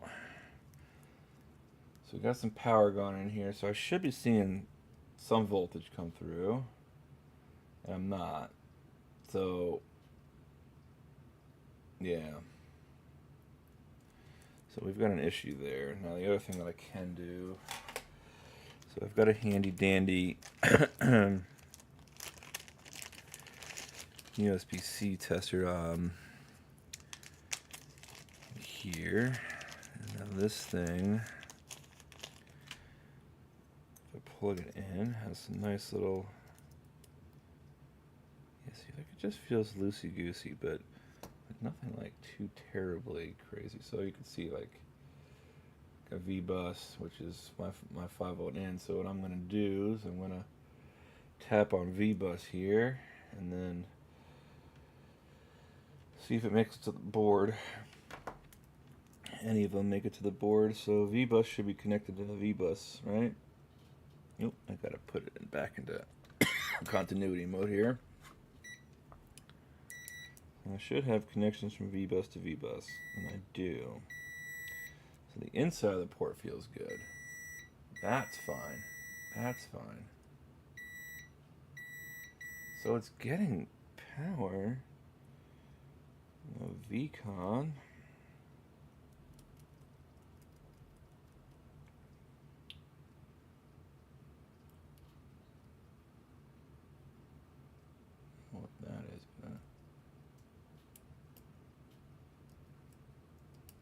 not seeing VCon. What about CC? Does that come out on the top?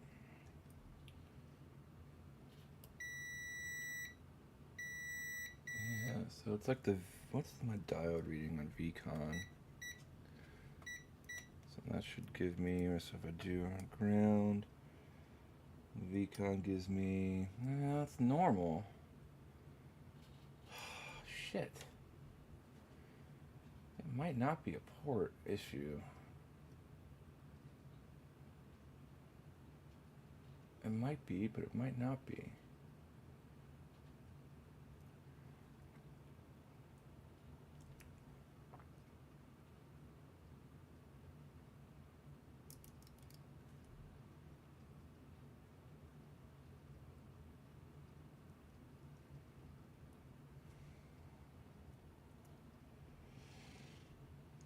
Trying to see if I can see CC anywhere, but I don't think I will.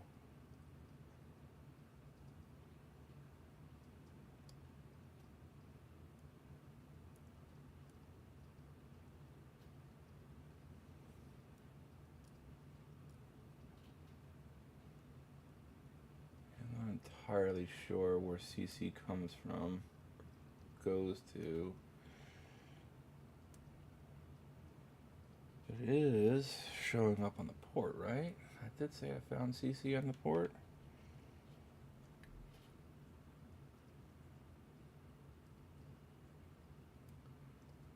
No. No CC, but did I find VCon? No VCon.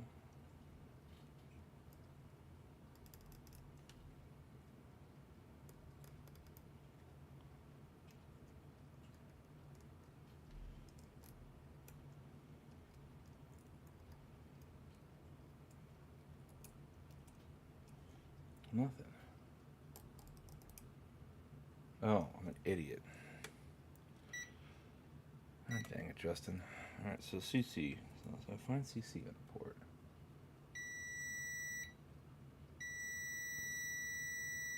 Well, that's funny. CC and VBus in the same line?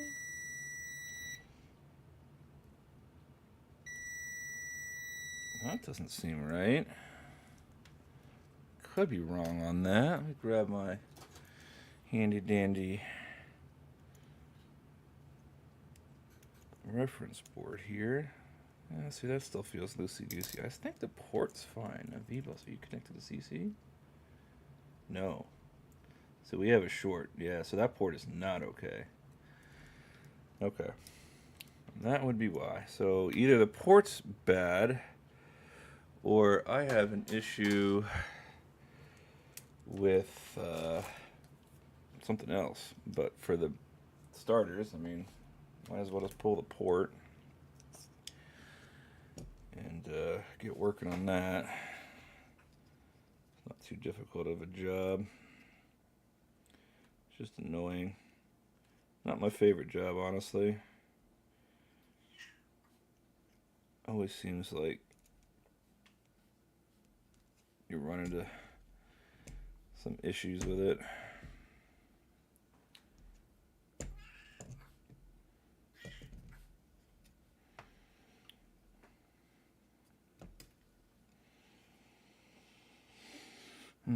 Okay. Focus you on the port here.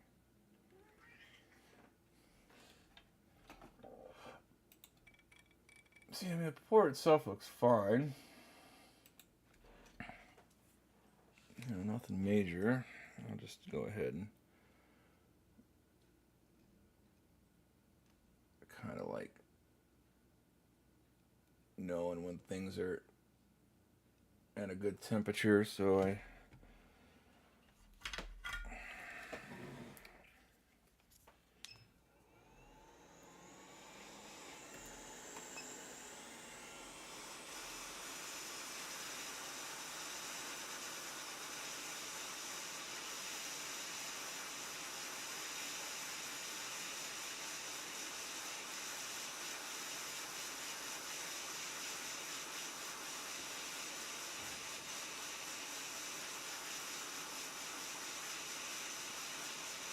could probably, and I might end up doing this. This is going to take too long, but should have flooded the ground legs with some fresh solder. Sometimes I kind of move a little too quick on these port jobs.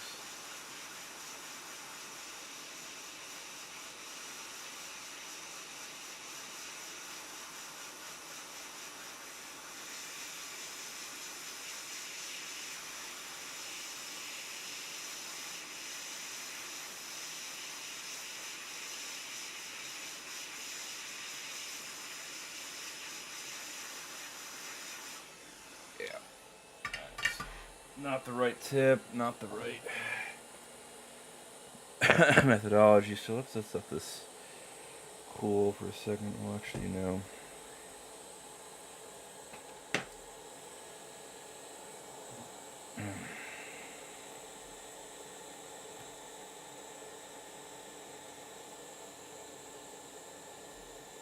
Come over here real quick. And we're just gonna flood with some fresh leaded. This will help. Honestly, this will help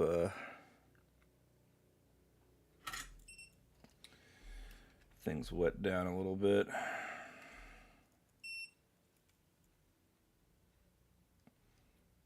Not totally necessary, but it does help.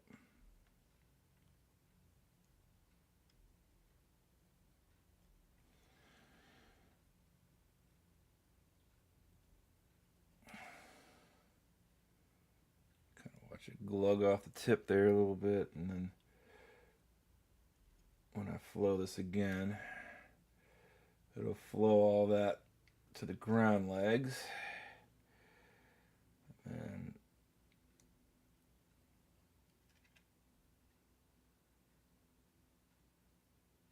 okay.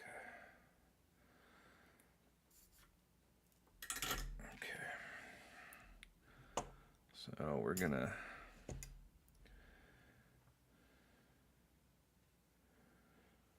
get a bigger tip going here.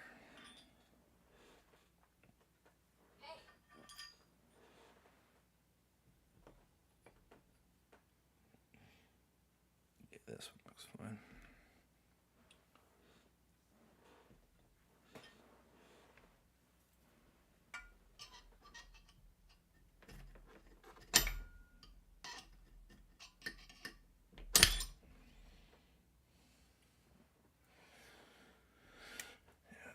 Again, don't want to grab hot metal with my hands. I've learned my lesson for the day on that one. I'll just let that hit the ground, that's fine.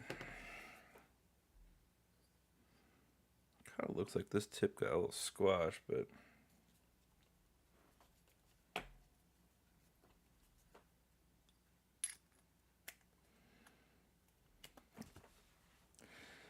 well, I didn't learn my lesson. Now I can add a thumb burn to my list today. Cool. Ugh. Why?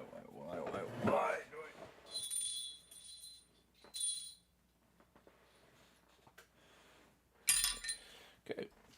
I start wearing some like heat resistance gloves or something, because I'm really tired of burning the crap out of my fingers.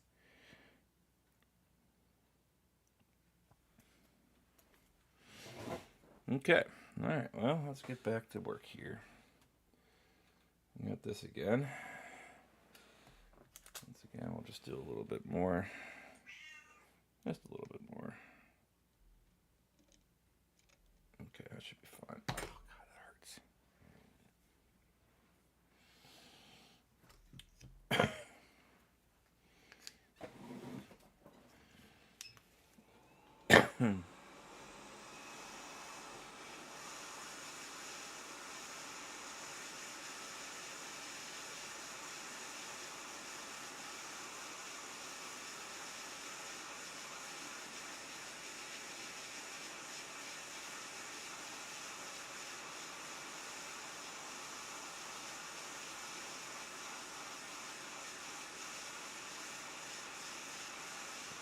Yeah, you can see how those ground legs softened up so much nicer.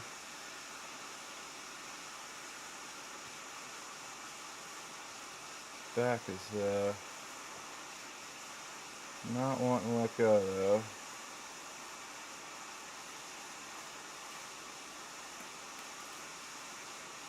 Unleaded solder is horrible.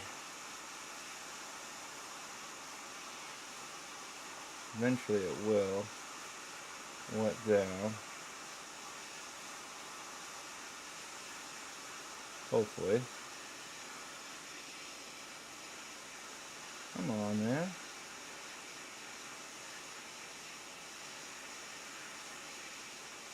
We're getting there.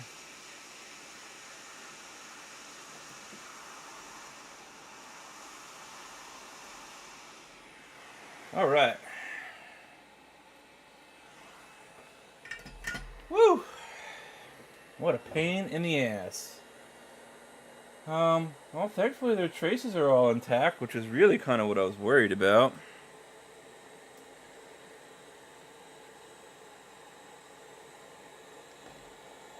I'm gonna let that port cool down. I'm gonna do another test on it and see if I can test it. Honestly, I might have melted it, but.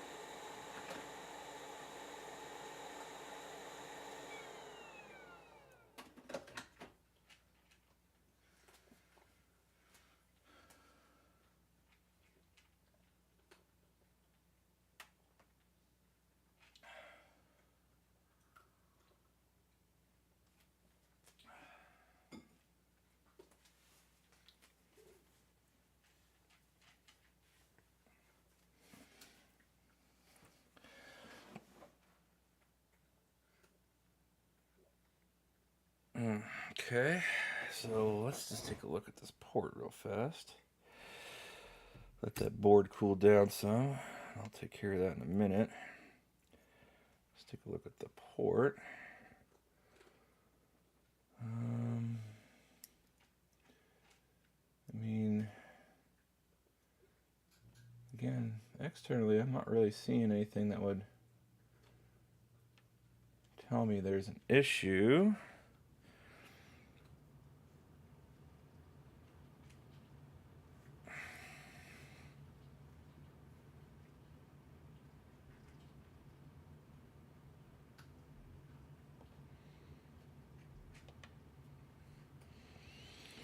So I could take my tester again here.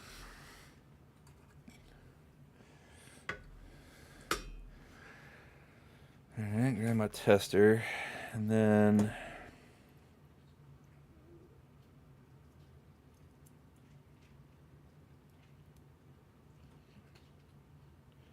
let's just see. I'm just curious if it's an internal short or it's a V-bus to CC. Nope. So I think we've got a short on the board. Damn.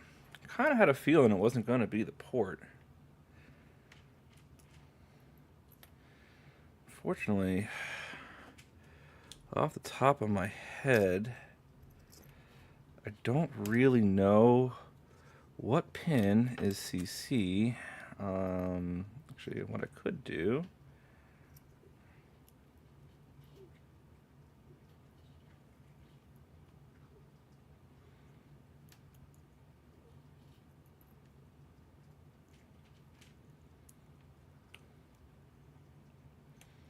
Okay, so let's do it this way. Let's see if we can figure out what pin CC is. Now, let's get you some better focus here.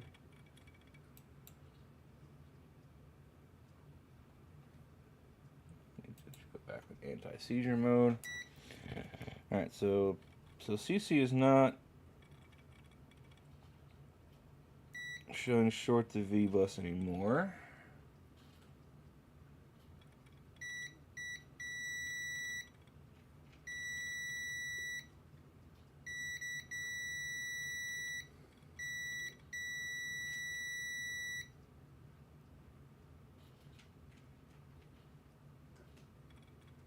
Okay, so I'm showing 2 pins.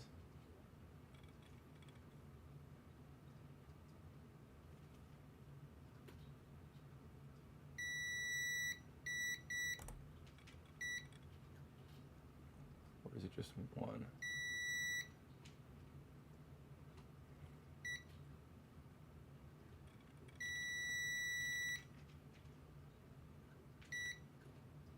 guy for sure.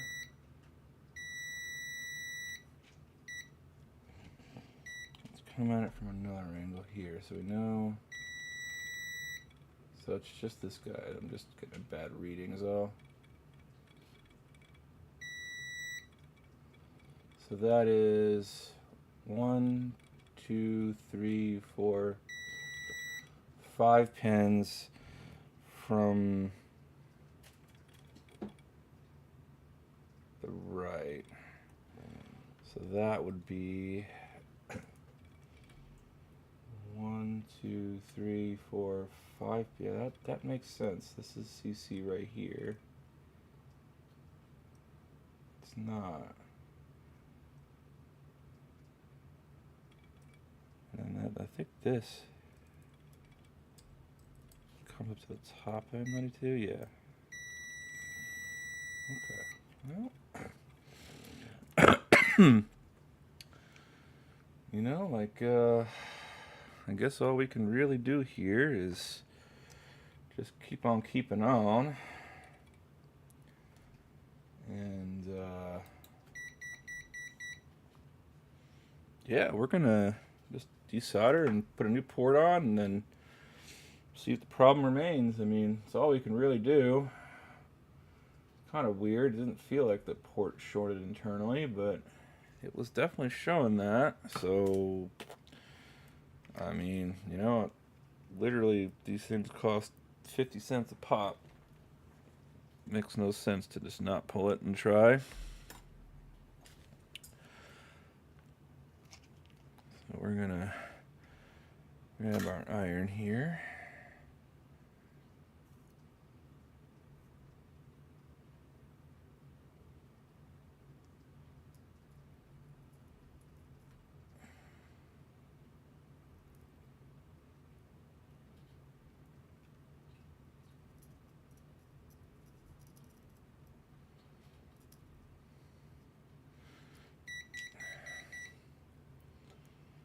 Most of it, we're gonna have to come back and probably hit it again.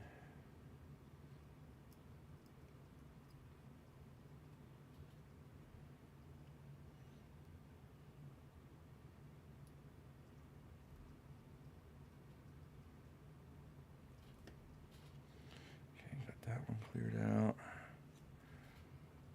Let's grab this guy next.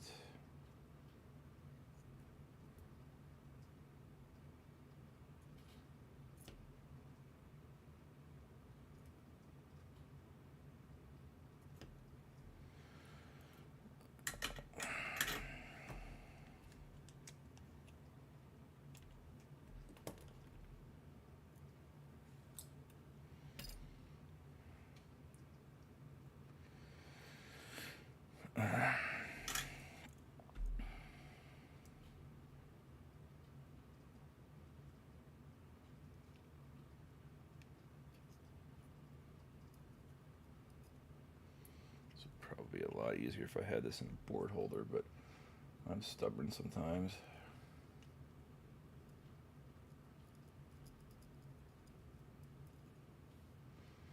Okay, so do a quick little pokey jammy test and see if that other guy's cleared out. And if not, no, he's mostly good. I think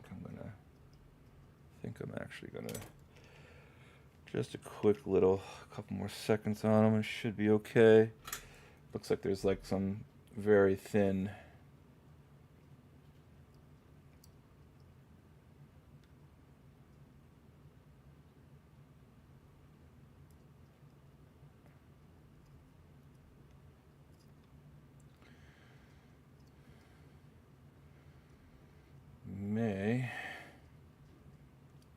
shit. Freaking god dang inductor's getting in the way. May have to put some more solder in there. Sometimes these little fragments are just, yeah, they're just a nightmare. So we'll add a little bit of solder in there. Just do it again. I don't think I've had a single port job where I've managed to save the water damage indicator. It's usually always a victim, no matter what I do. All right, we'll try with this. It's a little clogged, but I think we should be okay.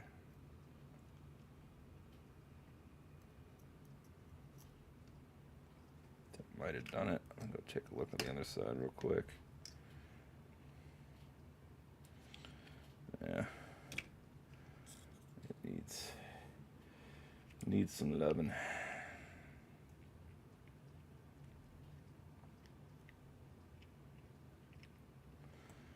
Just go ahead and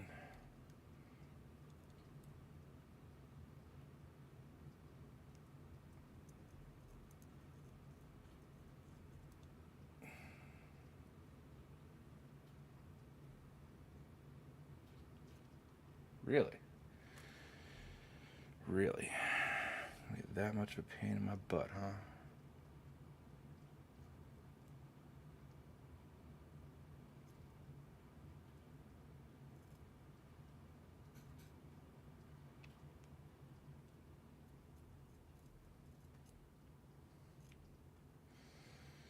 Why? Like just the tiniest bit of leaded solder that's probably got like the melting point of frickin' glacier. God dang it.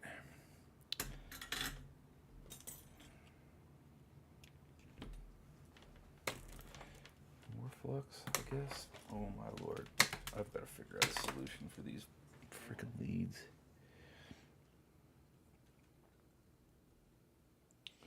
As always, when you're struggling, a little bit of flux goes a long way. Hopefully it'll coax out that last little bit.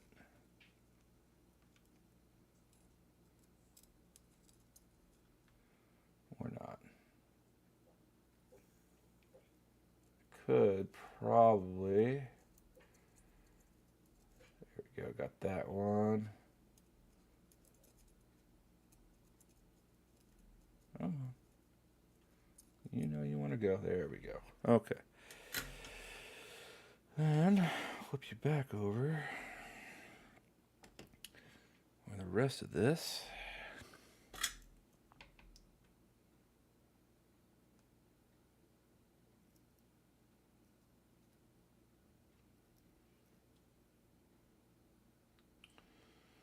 You essentially just want to clean these pads off.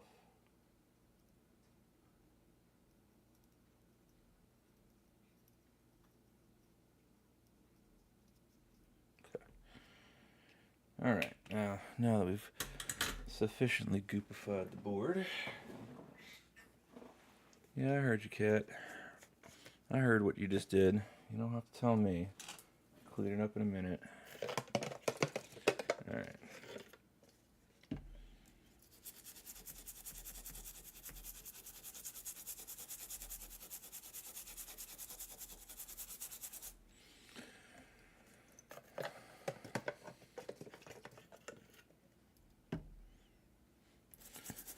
At least with the switches, I don't have to trim the goddamn port like I do with the switch lights, so it does make the swap a little bit easier. Let's grab the other side real quick. Oop, don't want to flex the board.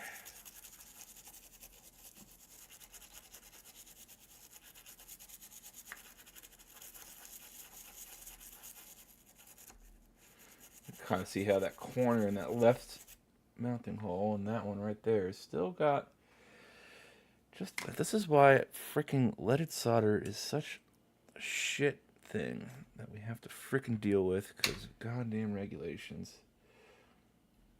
You know, if we want to die from lead poisoning, we should be able to die from lead poisoning. But yeah, you can see like, ugh. Sometimes you can just kind of pick it out, but gotta be a little careful with this because you don't want. I mean, it's not a huge deal because in the end, the only thing that these things really do is just secure the port to the board. But you know, there's no reason to destroy it if you don't have to.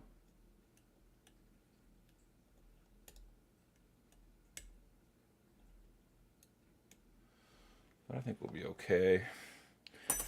Honestly, we'll be okay. I mean, it's going to be liquefied and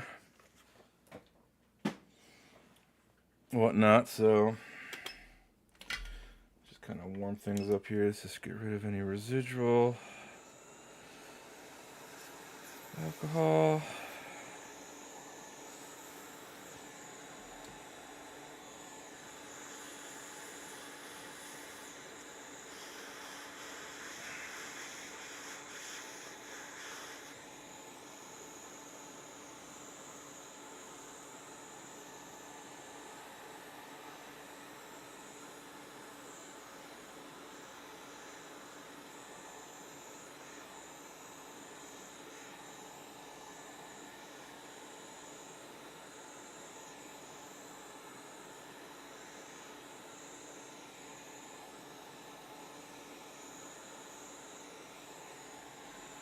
Okay.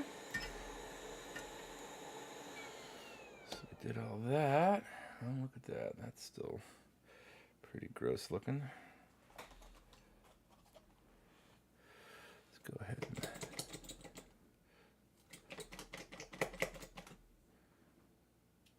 shit.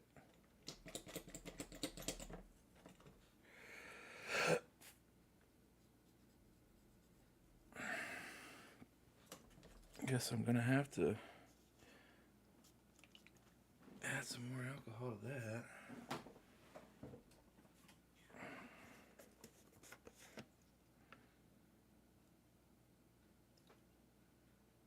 Do a little capful for now. There we go. Just clean this off. I'm gonna try to be careful around this. RAM doesn't have any thermal paste, but you don't want it to get too far over to the CPU shield. So if it gets under the CPU shield, you're gonna have a mess on your hands. You don't really want that, trust me. So I'm just gonna kind of keep scrubbing this area real quick. Just because there's a healthy amount of flux right here, so sounds clean though. I mean, we're gonna be refluxing this now anyway. Well, that's supposed to be connected, so it's okay if it's exposed. I mean, yeah. Somehow, so this is VCon or CC, and this is VBus. So somehow these two are shorted to each other. And I don't know how.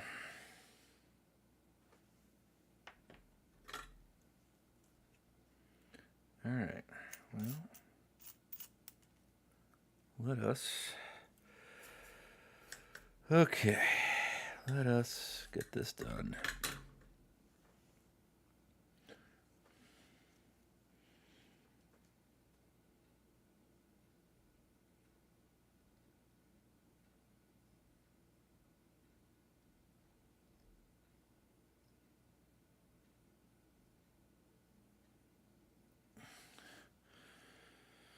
Healthy amount. And we're gonna, oh, yep. Sure, that did not work, but okay. Alright, so now I should be able to do this with hopefully without filling up those ground holes, but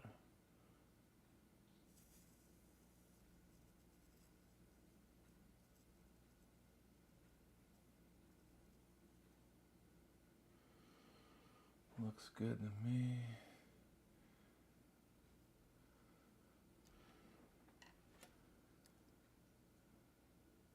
Yeah, looks good to me. Okay.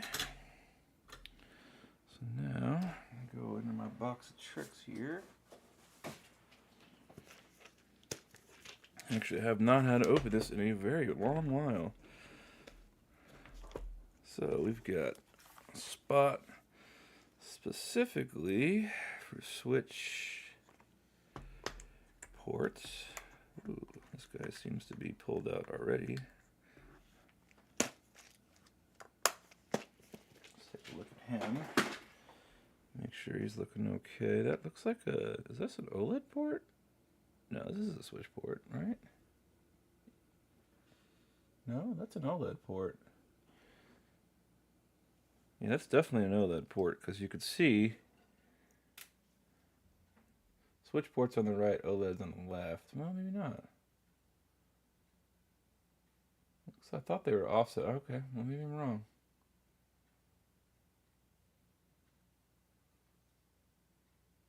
Okay, we're good. Usually the OLED ports do have an extra shield on them, and this one doesn't have that, so I don't know. Okay, well, I thought that the OLEDs were the only ones that were offset, but guess not.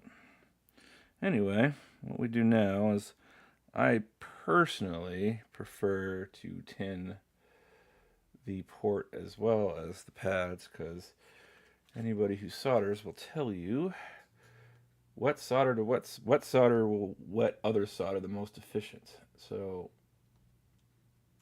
if you tin the pads on the port as well as the board, it will adhere and bond much smoother. You almost got a guaranteed thing there. The only kind of crappy thing that you got to watch out for is you don't want to get too much flux inside the port. Thankfully, that's a really easy problem to solve. And I'll take a very well soldered fluxy port over a poorly soldered port any day. You don't need to do much. Just make the pins nice and silver. Just make sure there's no bridges. Looks good to me.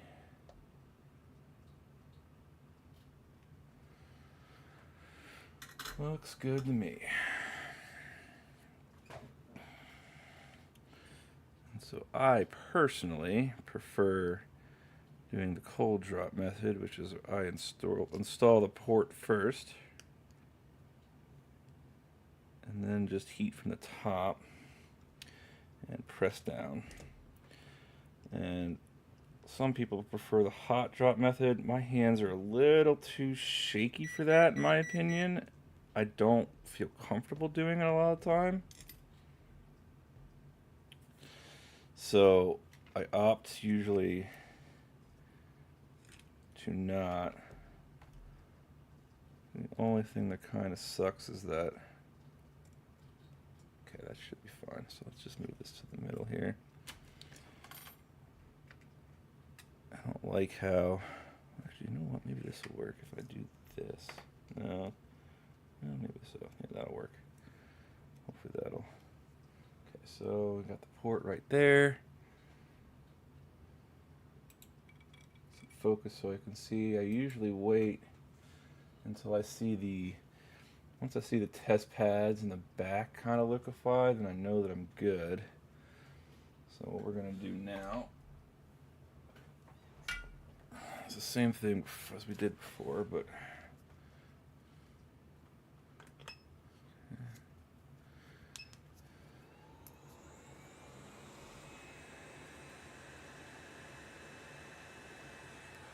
let's do this actually. Let's keep that away from the heat. Okay. Sorry for the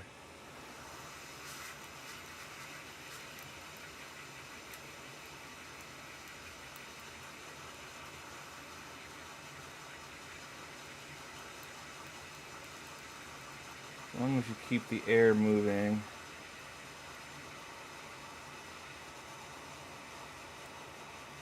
You should not melt that plastic.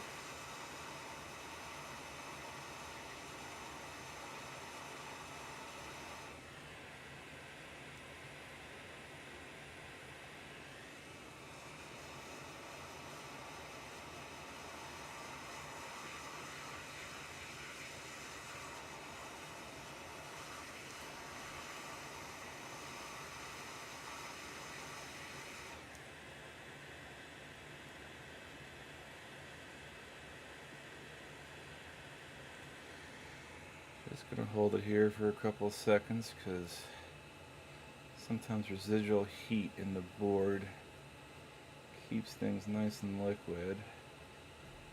Should be good now. And then Just kind of do a quick little solid test and see here. Of course, we'll do the real test later, but yeah, so these all seem good now. Yeah, we're good.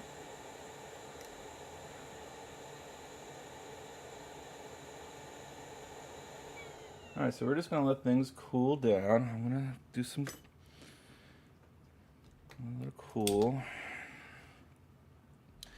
Then what we're going to do is we'll repeat our little test here. Let's go refill some alcohol.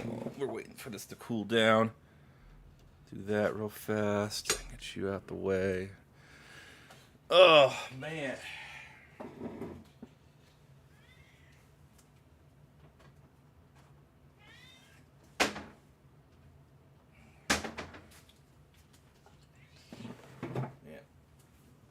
I might see about just ordering a gallon of this stuff. Now, I don't know if I mentioned this, but I did pick up a PS5 the other day. And I don't think it's going to be one that I'm going to be able to fix, but it'll be a good learning experience, and it was cheap enough, so... Alright, that should get me through today.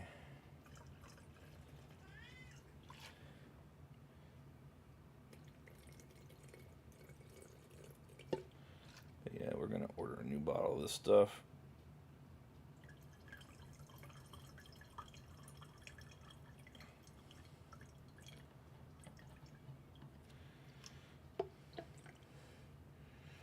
Alright, cool.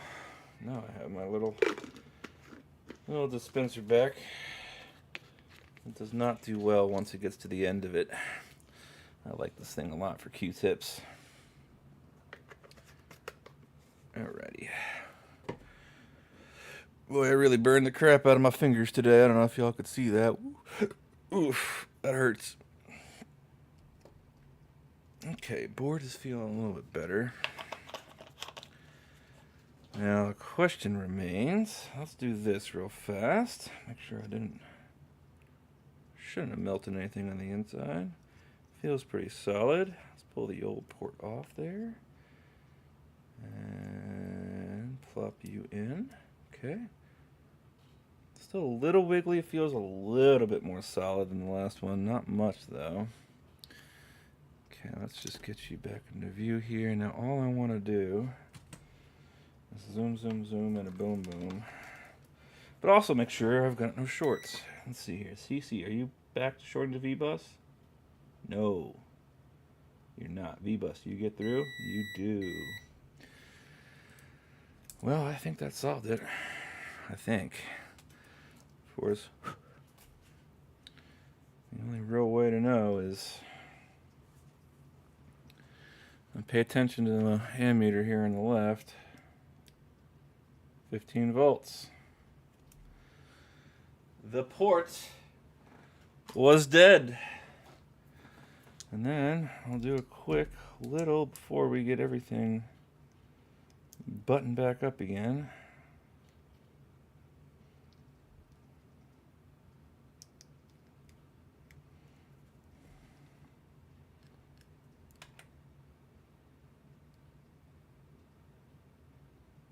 Got 0.48 and a boot and fast charge. Okay, we have a working board. So all I gotta do now is fill out these ground holes and button her back up. So it was a dead port, just kind of what I was thinking, but not really at the same time, because it didn't really make too much sense to me. But you just gotta follow your tools, you know what I'm saying? Just follow your tools. And tool was telling me that I had a short from CC to V-Bus. The CC, I think, is kind of what tells the M92 chip what direction the plug is, so it knows how to access the power and whatnot. Either or, it should not be shorted to V-bus. So that was a neat little discovery. You know, your multimeter will tell you so much. And then, of course, the hardcore nerds will tell you, you know, you really want an oscilloscope, which, yes, I have one. But, man, your multimeter, for what you pay for it, is a very indispensable tool, really.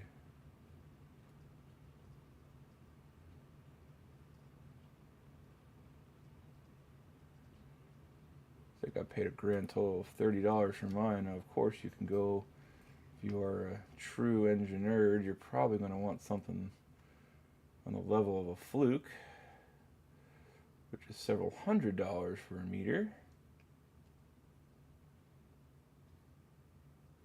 But for what we do, and a lot of people might not want to admit this, but for what we do, we don't need it.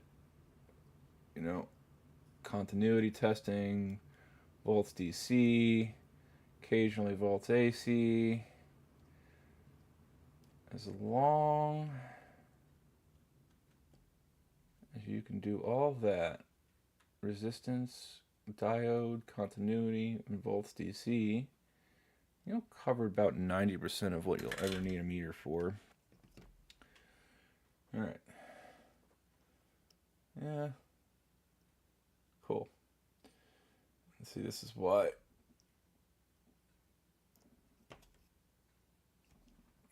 This guy in the back, is that really? Okay. I'll hit this guy in the back up again. You know, everybody, people who harp on the preferring the hot drop method because for some reason they really feel that the fact that the solder goes all the way up the mounting hole to the legs is some fantastic thing. I don't get it, but as you can see, you can accomplish literally the same freaking thing. And in my honest opinion, cold mounting a port is the way to go. It's easier for me, get everything lined up.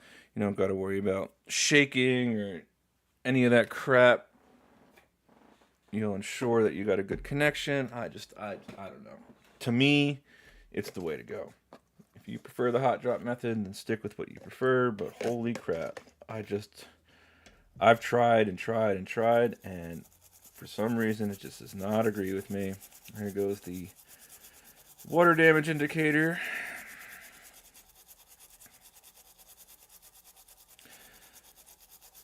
Every time I do the hot drop method, I either fumble getting the port on, or I don't make good contact with the external pins and I got to reflow it anyway.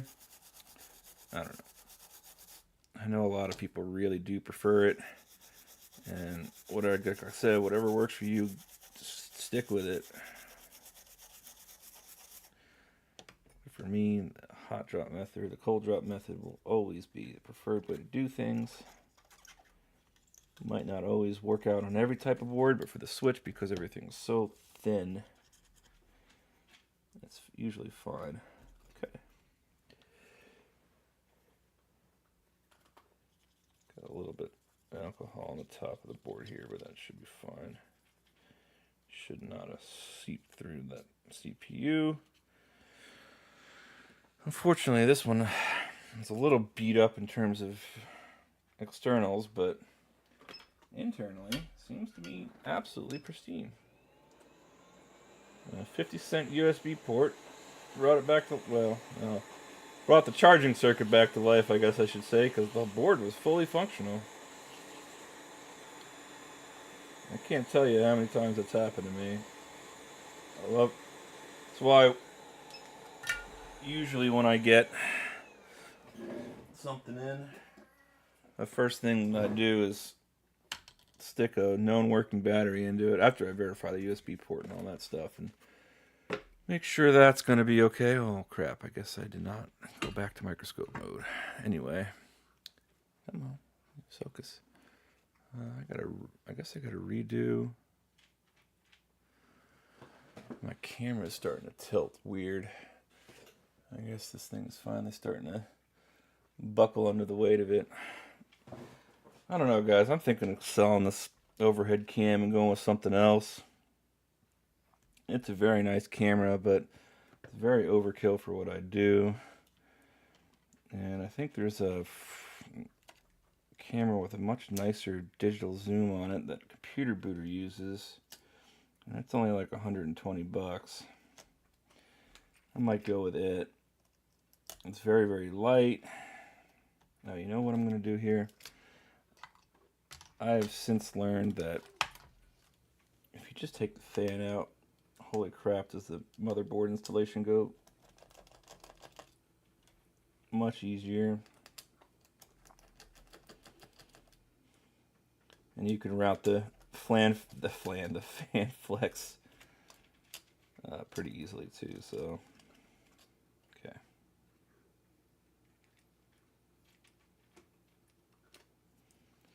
All right.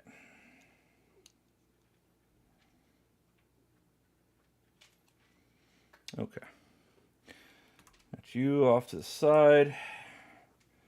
Get the motherboard back into place here. All these little plastic connectors are going to be the bane of my existence. Especially the speaker. Okay, that should be good.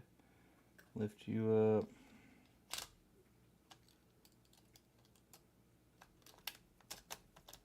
Nope, that's right. I always forget. Freaking Joy-Con Flex is sometimes a pain in the butt. Got you, got you, got you. Pull the Wi-Fi antenna out. Both those are good. Alrighty. We are good to go to start screwing things back in. Now,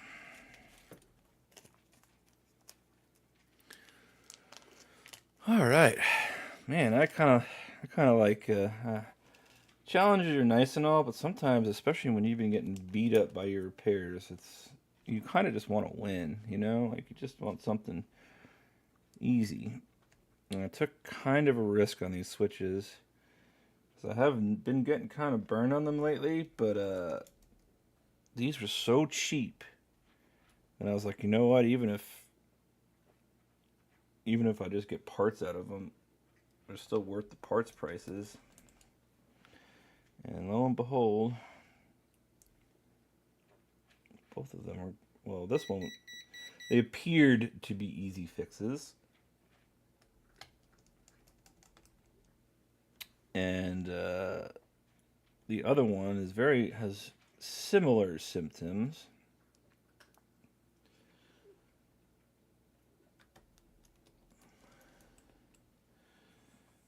But not the same. Okay, so we've got two into here.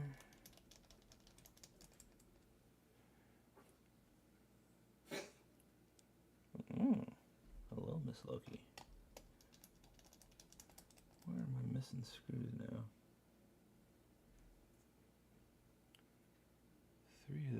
3 and then 2 for the, yeah. Okay, so we've just got to put this back together.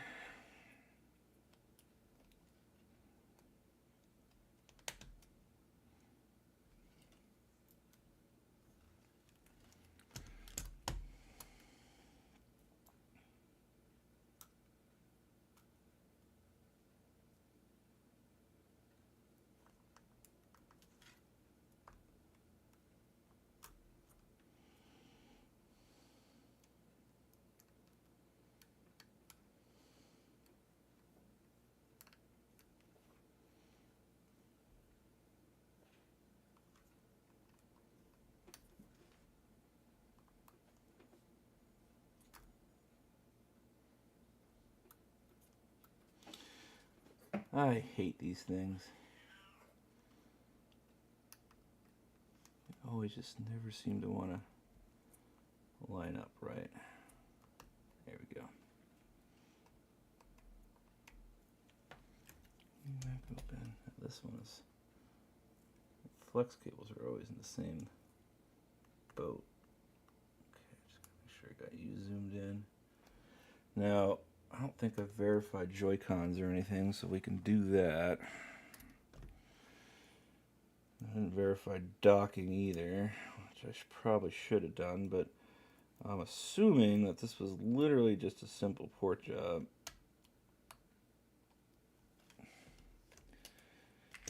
And everything else should fall into line.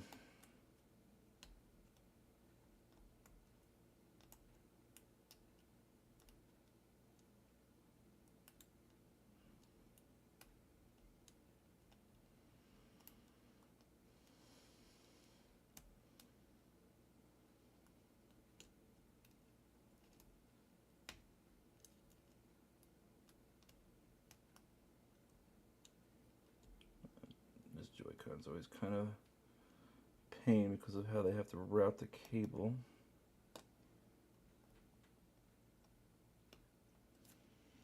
Okay, and this Wi-Fi connection.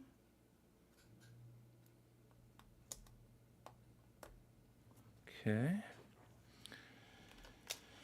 Second Wi-Fi connection, and a harder one because it's tinier for some unknown reason.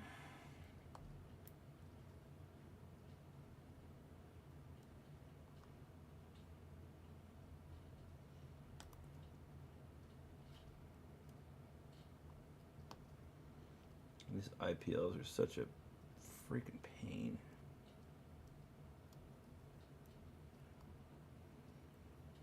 Might actually have to put this under the scope. My eyes are a little blurry today and I can't really get this lined up.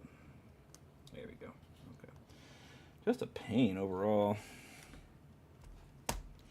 Alright. Have you flipped up? We do.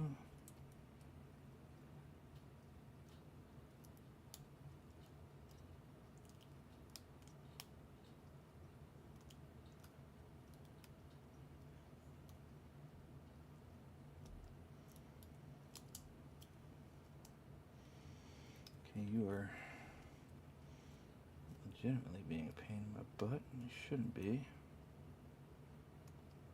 Gotta be really cautious around these connectors because they do like to bend quite easily.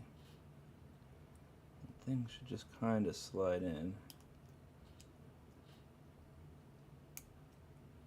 Sometimes you need to coax it a little bit, but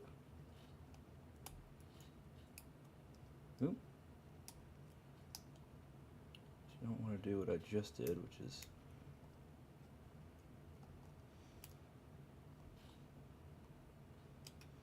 okay, so this is bent weird.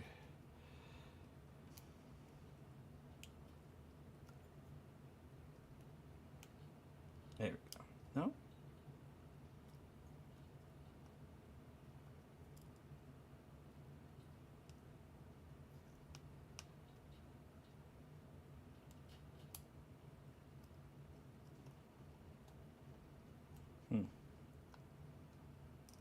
No, I generally don't like having to do that.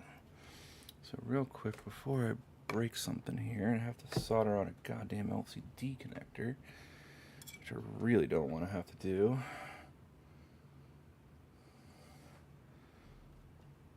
So you can see how it's kind of, oh man, Justin, hopefully you didn't ruin anything here. Shit. Shit. Well, that's not promising. I might just ruin this LCD. Damn it. This is why I prefer using plastic tools versus a freaking... Okay, let's just let's see if we get a display. Do this off camera real quick.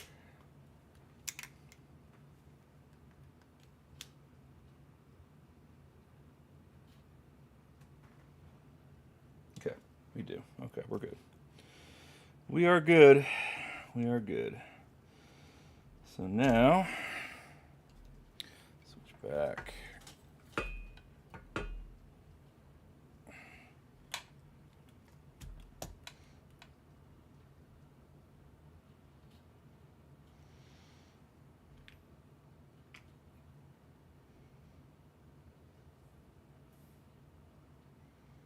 Yeah, I just lost 2 screws too. Son of a bitch.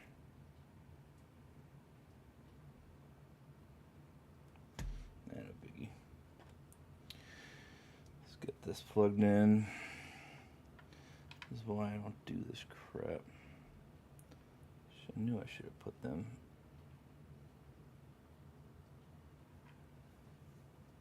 I'll look for them in a second. Anyway.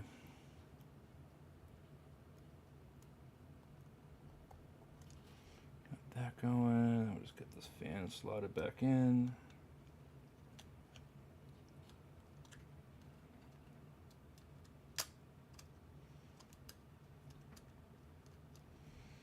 Alrighty.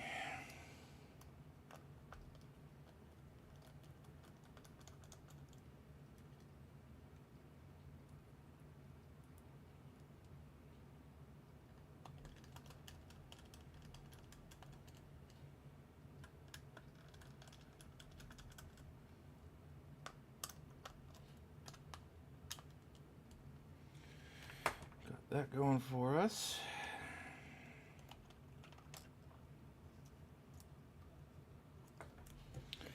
This guy can kind of be a pain in the butt.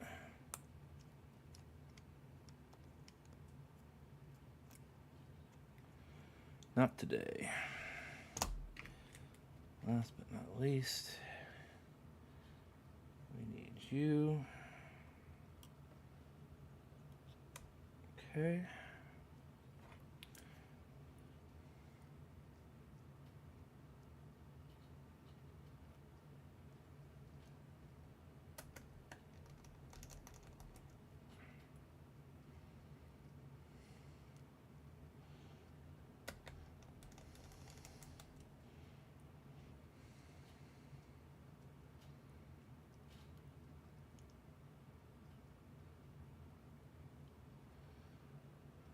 Secure the game card reader.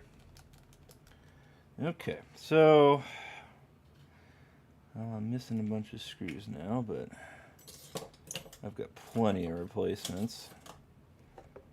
Just annoying that it happened in the first place, because it shouldn't. Because I'm not really paying attention to things. Things are getting shoved off left and right. Here's my replacement screws. Just make sure. Probably just knocked them off, honestly. It's usually what happens. They stick to my hand and then drop them on the ground and I never hear them.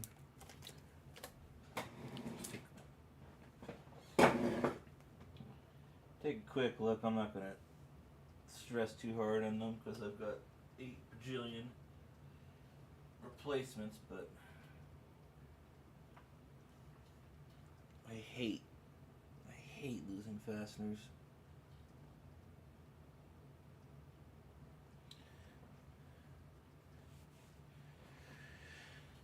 I guess I'm gonna need to start working on a t-shirt or something. Who cares? Okay, so basically now I want to go and run some quick tests, because before I button this up completely, I just want to make sure that game card reader works, Joy-Cons work.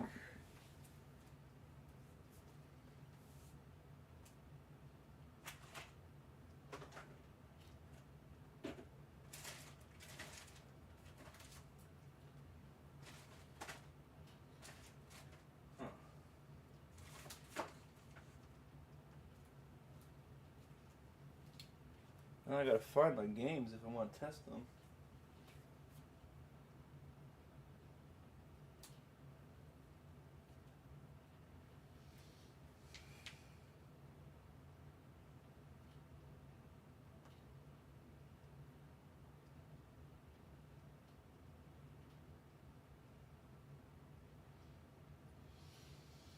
Oh,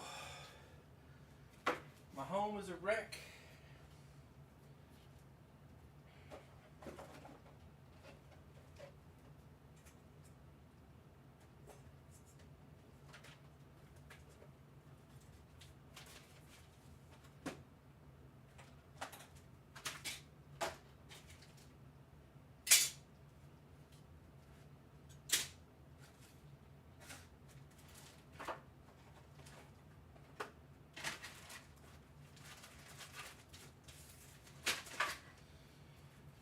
I got him. Okay, let's go. Alright, so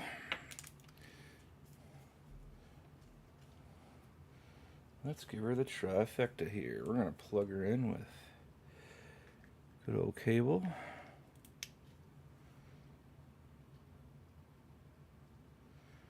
Looking good so far. There's the boot. Up to fast charging. Screen still works. And volume up. Still good there. Pull out a game. Mario Kart should be fine. Game works. Let's just go ahead and I think both of these should work. I know the one of them needs some touching, some love, but okay. Got that one. And then the other.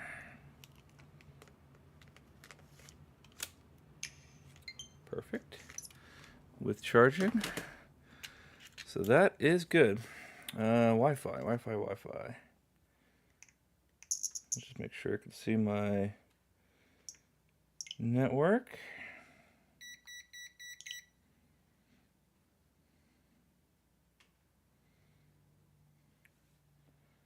It sure did. And then it is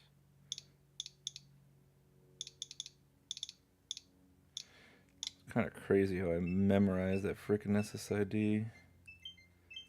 Perfect. Wi-Fi is fine. We have a perfectly functional console. Okay. I think at this point we can consider this one good. And I can go ahead and put some thermal paste on the heat sink. Hook up the battery. We'll do that right now. Bam. Call this one good, man. Very good. Here's my thermal paste right there. Splooge a little out here. That's got a little splooge of thermal paste coming through. Splooge like that. Bam. Okay. Thermal paste applied. Go ahead and clean off this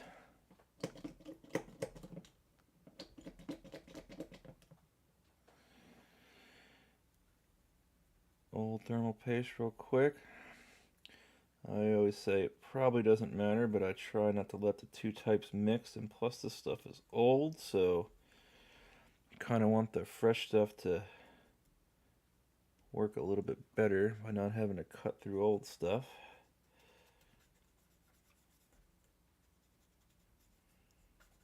How true any of that is, I don't really know, but it never hurts.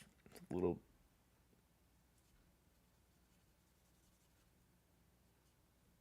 just a little amount of effort to save a lot of headache. I like to plop the radiator in first if I can.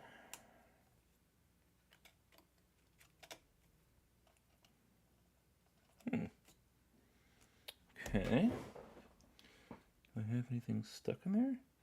Oh, look at that. The grill slightly broke here.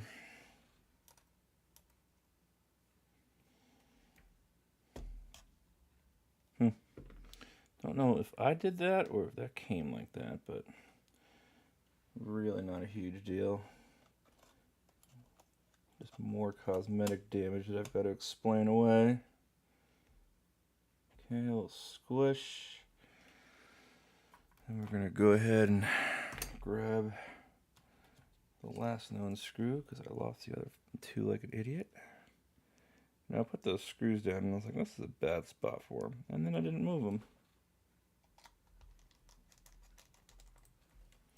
Alright, I'll just go into my Little bag of tricks right here.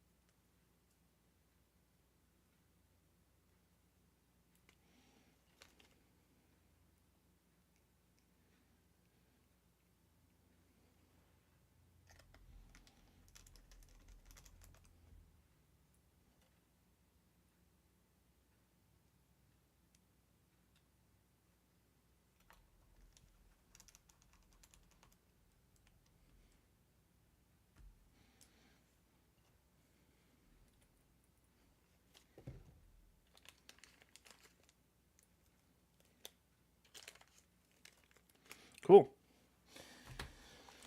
Yep.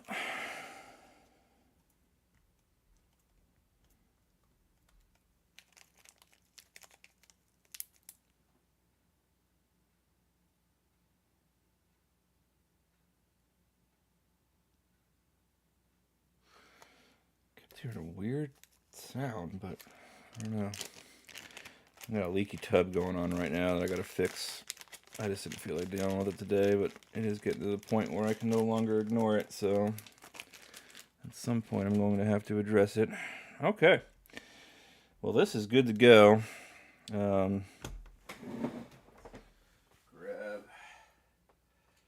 this stuff and I'll show you here. This is what kids do. So this thing is hosed. I might be able to save it, maybe. I doubt it. That looks like paint. That's a sticker, but I mean, thankfully it's not the end of the world, and I've got plenty of spares that I can throw on, but man, that's freaking annoying. Although, in the seller's defense, I bought that knowing it looked like that, so... But again, that's probably part of why it was so cheap. Cosmetically, it was not the greatest, but...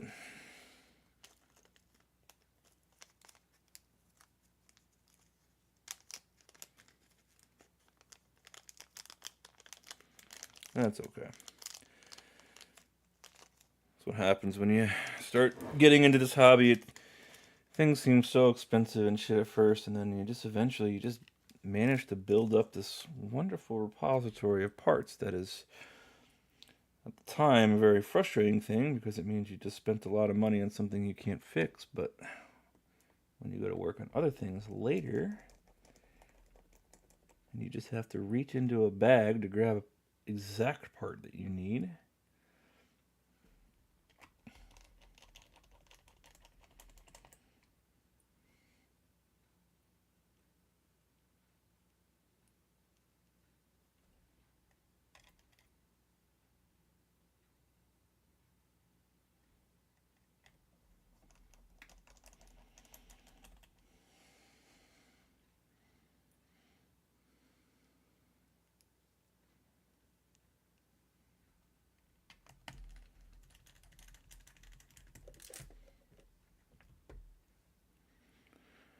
Okay.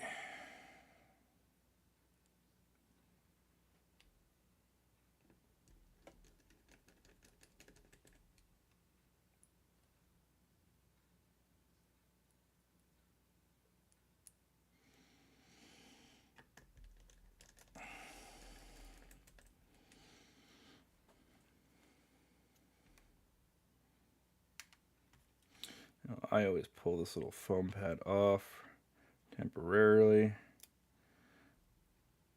because I feel like you can get a much better contact and it's easier to figure out.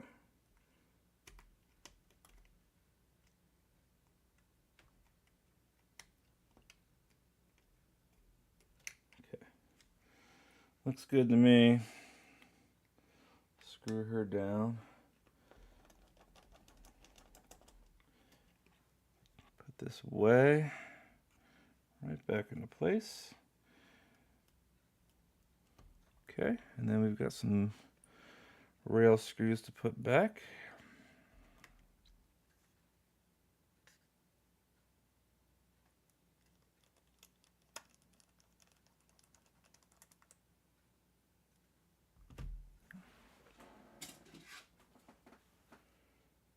Look at that. They're broken. Well,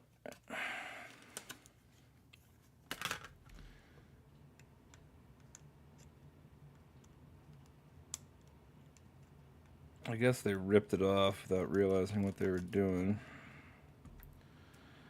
We'll put it back for now. I have a feeling I'm just going to end up replacing this, pulling the kickstand off, and throwing this thing in the garbage. But for now,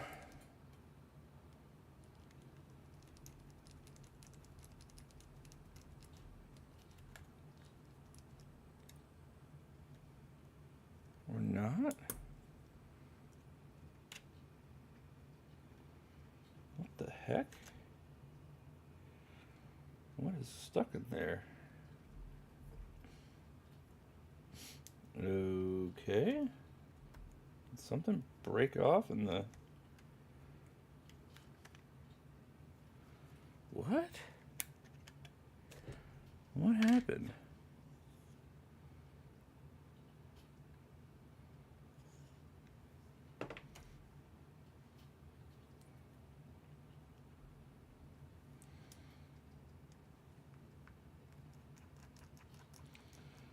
This rails needs a little bit of work. Just go ahead and clear out that obstruction that's somehow there.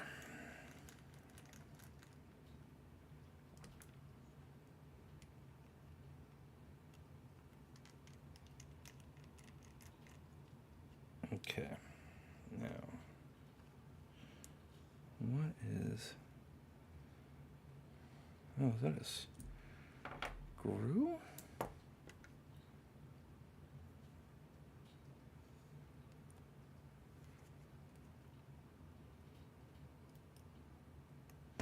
Oh, that's the piece of the rail that they broke off.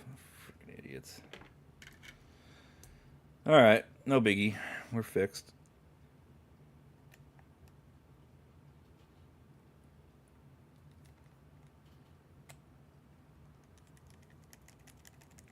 Cool.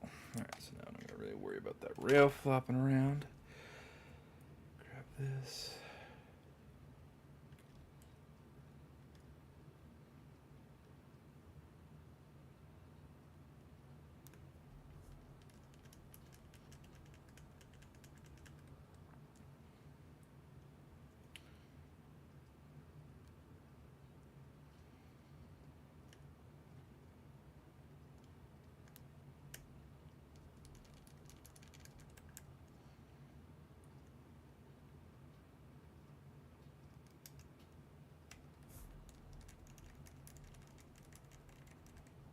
All right.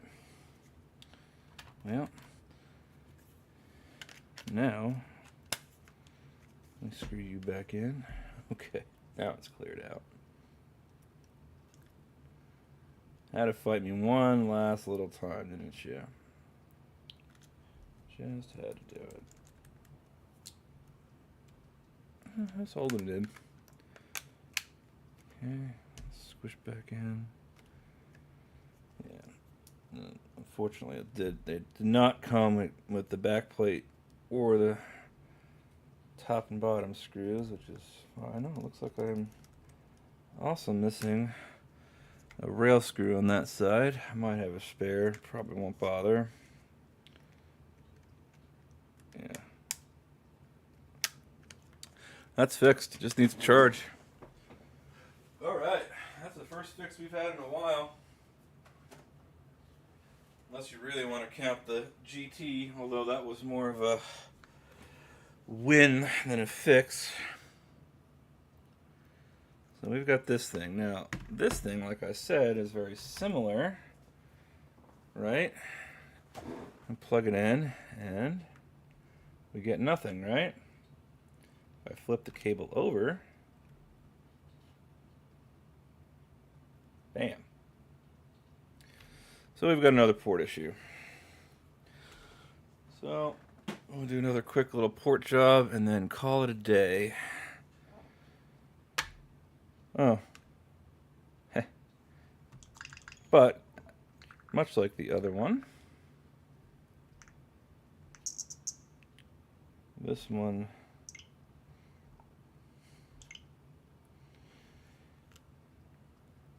is potentially an unpatched console. Okay, now I can see my internet, so it's good. So we do have that going for us. I've got it. I haven't tried to hack it yet. I might here in a minute, though.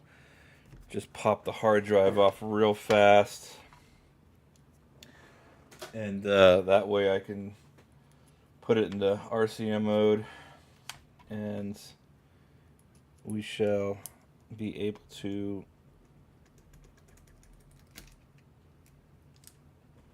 see if I can inject Hecate into it. Now, I don't think this has been opened. It is missing a couple of screws, so I could be wrong on that. These feel pretty stiff, though. And I still have the...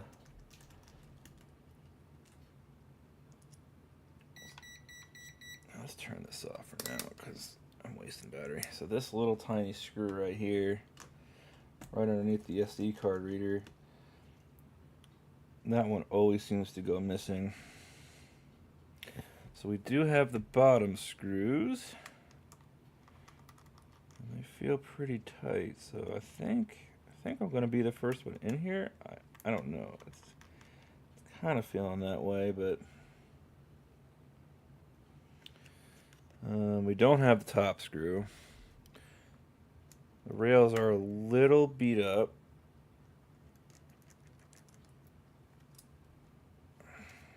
Make sure.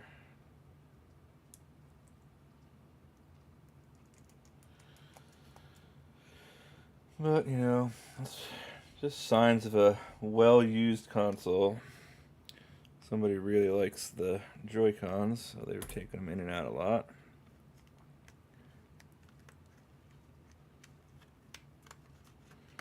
Alright, let's pop this sucker open here. Let's see what we got. Fortunately, both of these did not come with a game or an SD card. Ooh, this thing is crusty.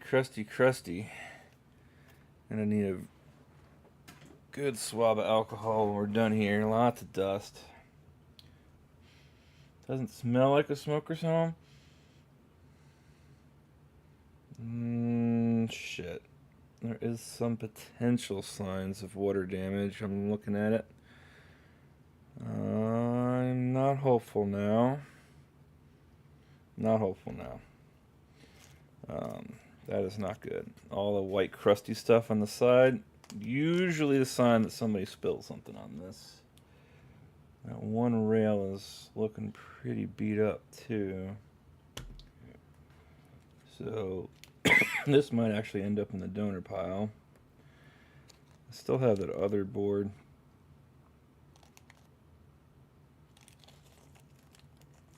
But, you know, I just hate... I don't think I'd feel comfortable selling a liquid damage console to somebody.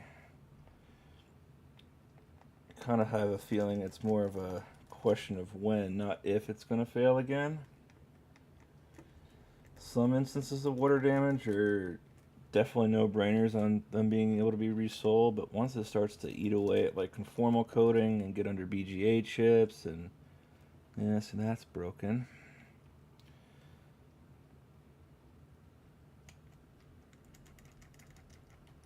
Maybe somebody was in here.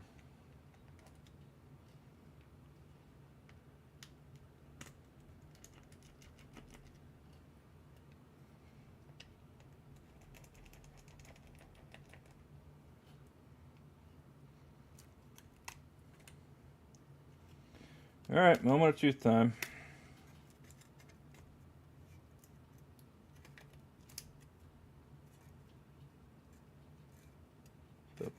speaker got stuck to the...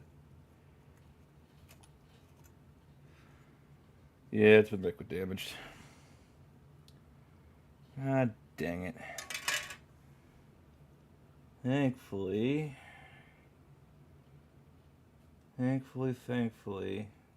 well, I say that, and I'm seeing all sorts of shit. Ah, fucking damn it.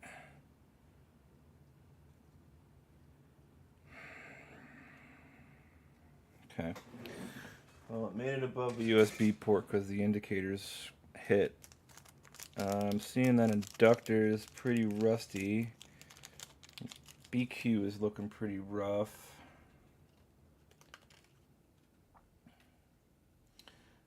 But given the fact the port's not working right here, guessing the BASIN and then the SD card's showing some signs of liquid damage, though nothing on the board. I mean, the good thing is that, so, it doesn't look like there's any liquid damage by the max ICs in the front. Very unusual that got pulled up. Don't see that too often. There's some liquid damage and corrosion on the power connector. I'm seeing some stuff in BQ that I would have to replace, including the inductor, which I actually do have spares of.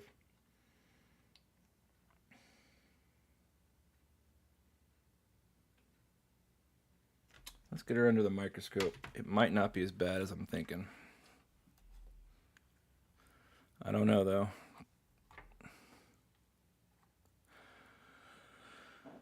Liquid damage always makes me nervous, you know? Let's see. So, up here, I don't think... So, yeah, we can see... Let's grab some focus here so I can see better. So we don't see any damage there. M92 looks mostly okay. The one leg that looks a little corroded, but could probably just go over that with some solder. Yeah, look at that. So BQ is going to need to be rebuilt.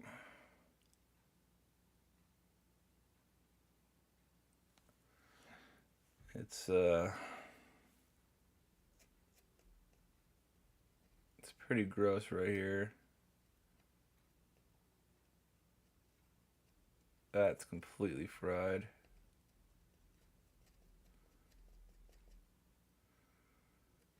And I have all these pieces, thankfully. That cap's dead, that cap's dead. Now that's just this side of the board. So let's just go ahead and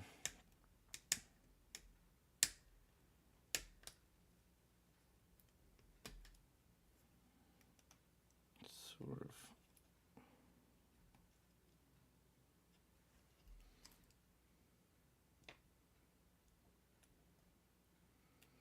that's not the greatest, but not the worst. Thankfully, the Joy-Con rail looks unaffected. I'm thinking maybe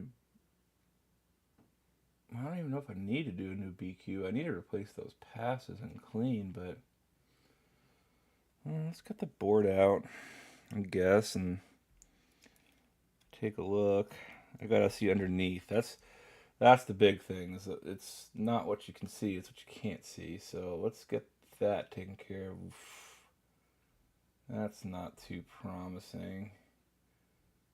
It's looking okay. It's definitely a V1 board with that diode in place. That's looking a little crusty, but not too worrisome. I mean, overall, in terms of liquid damage, this is pretty minor, and this is what I was just talking about. This would be, if this is all the damage that there possibly is, I probably feel okay moving this one back on.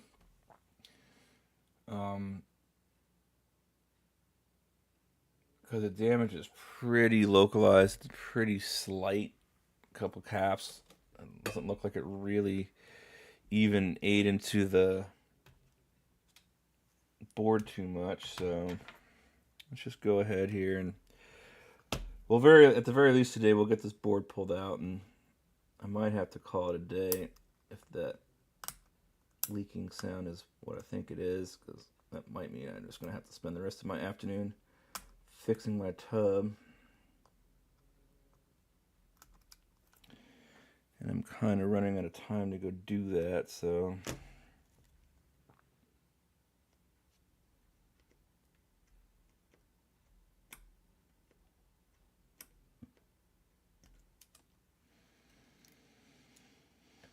all right.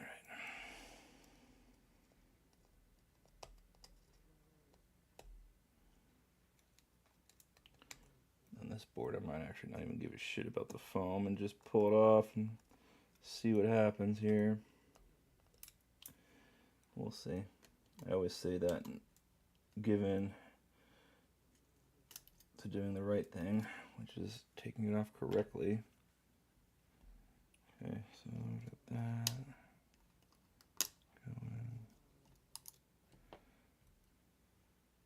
Yeah, you can see the corrosion actually ate away at the metal shielding, and that's a piece of the metal shielding that is now no longer attached.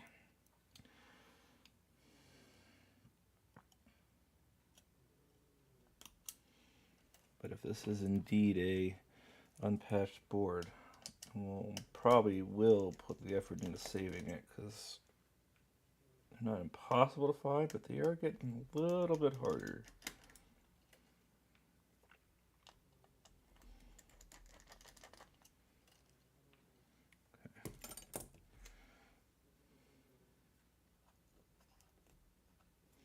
No, that's all been pretty good, so like I said, I give in.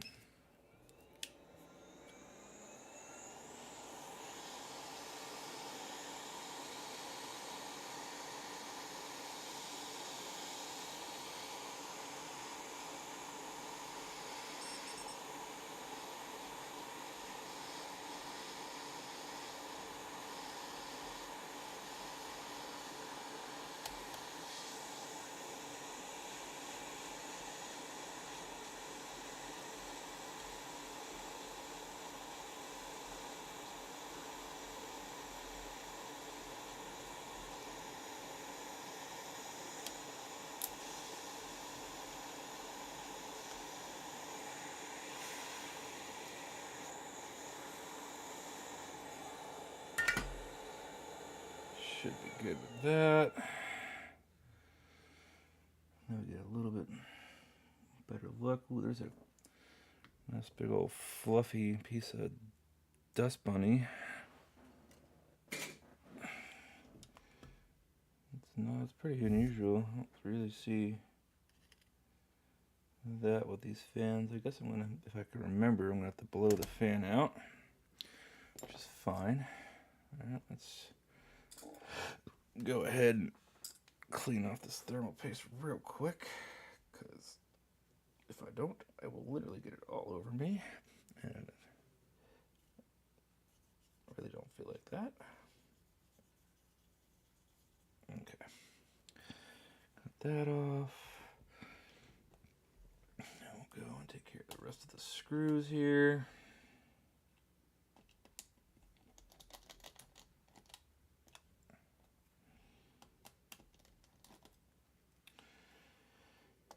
I hate liquid damage.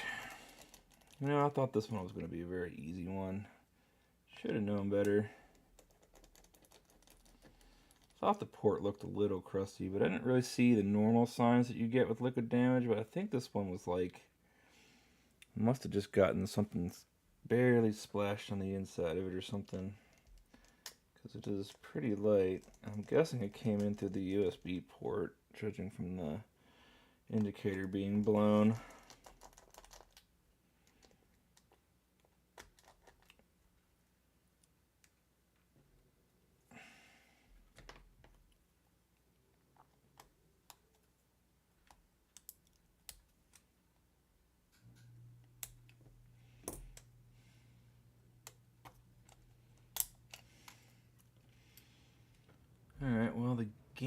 card reader looks pretty damn solid. That's a good sign. So I'm more worried about this side of the board because I can see crust right here. So I have a feeling when I flip this, it's going to be game over.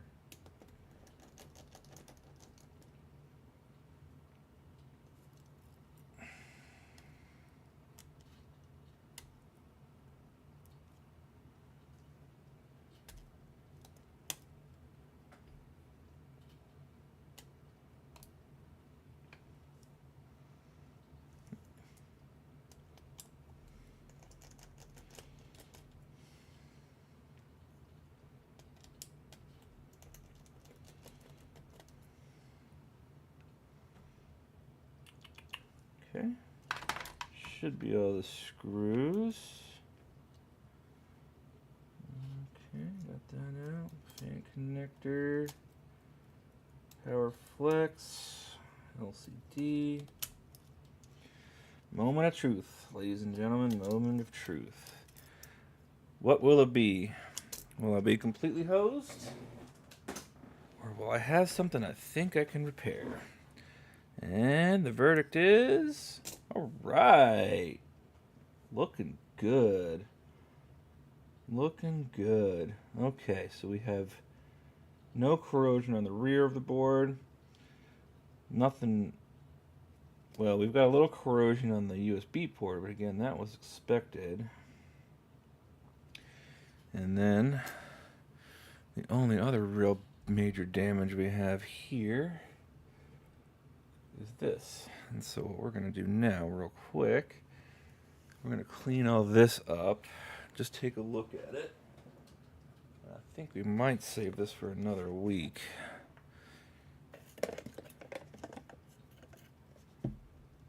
Okay.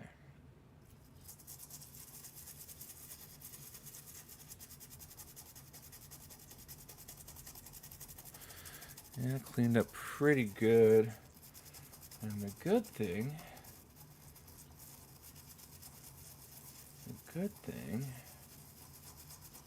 is I don't see any reason why I couldn't rebuild this. Might replace this, might not, I'm not sure. It's looking okay, and this is just surface rust. Could try to neutralize it somehow.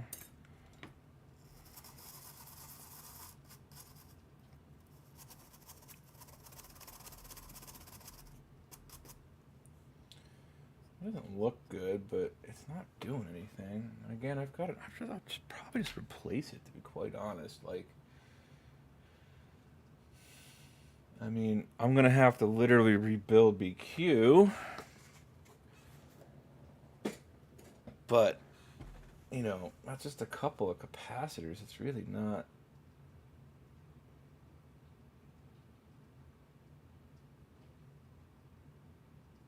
Really not anything crazy.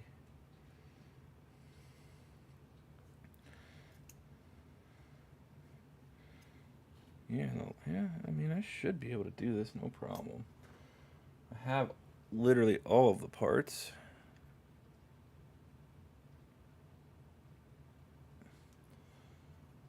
Now, let's put this into inspection mode again. Really kind of want to see if I can get a good close-up of this.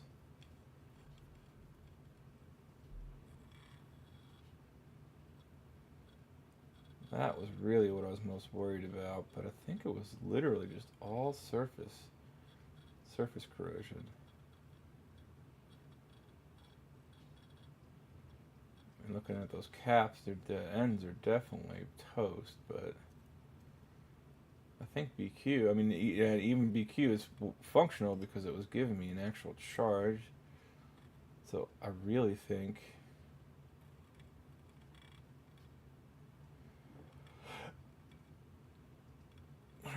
I'm just going to need to replace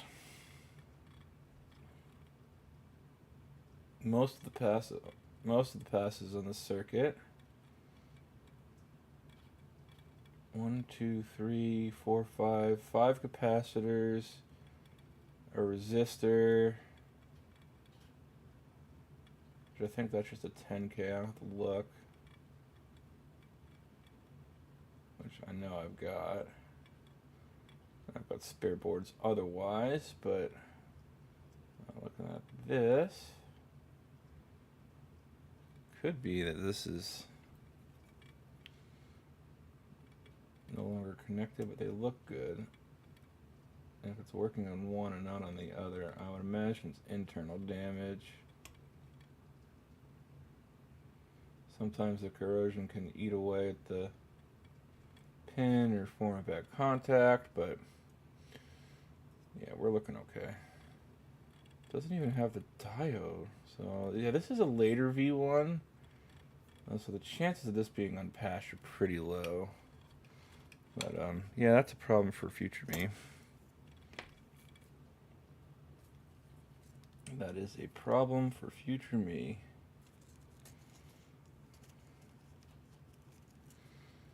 Let's see here. We're gonna do this real quick.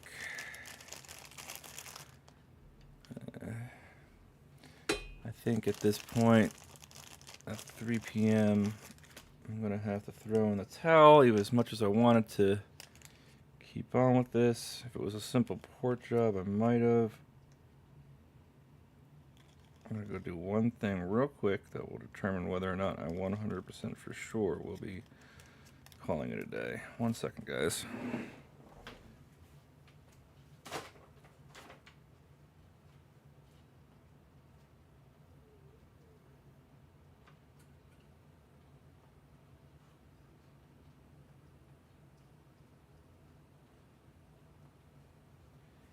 Yeah, my tub is leaking severely now, so I need to call it a day. It sucks that it has to end this way, but you know, it is what it is, and I guess we'll get back to this one next week, and then hopefully by that time I might be lucky enough to have the parts for the GT, and maybe we can get that up and running as well.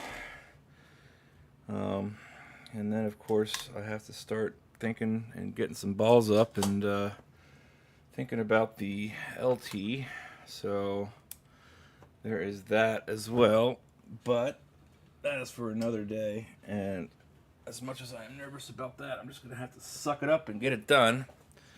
So that's what we'll do. If it works, it works. If it doesn't, well, I learned a $1,300 lesson, I suppose. As much as it pains me to say that, but anyway, thank you so much for anybody who stopped by, left a comment, anybody in the future watching, liking, subscribing, all that jazz. I stream every Saturday and Sunday usually from 11 to noon Central Standard Time to about 3 or 5 p.m. same time. I try to do mods on Saturdays and repairs on Sundays. Unfortunately for me, I've had a pretty big backlog of work, so it's been repairs on both days. So I should be back here next Saturday. We've got plenty of things to work on. I have a Lynx I need to fix. We've got this switch we've got to rebuild the charging circuit on. PC Engine GT that I'm waiting on parts now. PC Engine LT that I'm afraid to open, but we need to get to. And then eventually, we'll start moving into more fun stuff. I have a PlayStation 5 I want to poke at, and I also have been meaning to get this done and just keep pushing it off in favor for other stuff, but I want to build a Nintendo from hand, and I've got all the parts to do that. So that's coming up in the next month or so. So I hope I see you back here. If I don't, hey, thank you so much for stopping in anyway. And to everyone out there, I hope you have a wonderful rest of your day and enjoy the rest of your weekend. And hopefully I'll see you here next Saturday around 11 or 12. And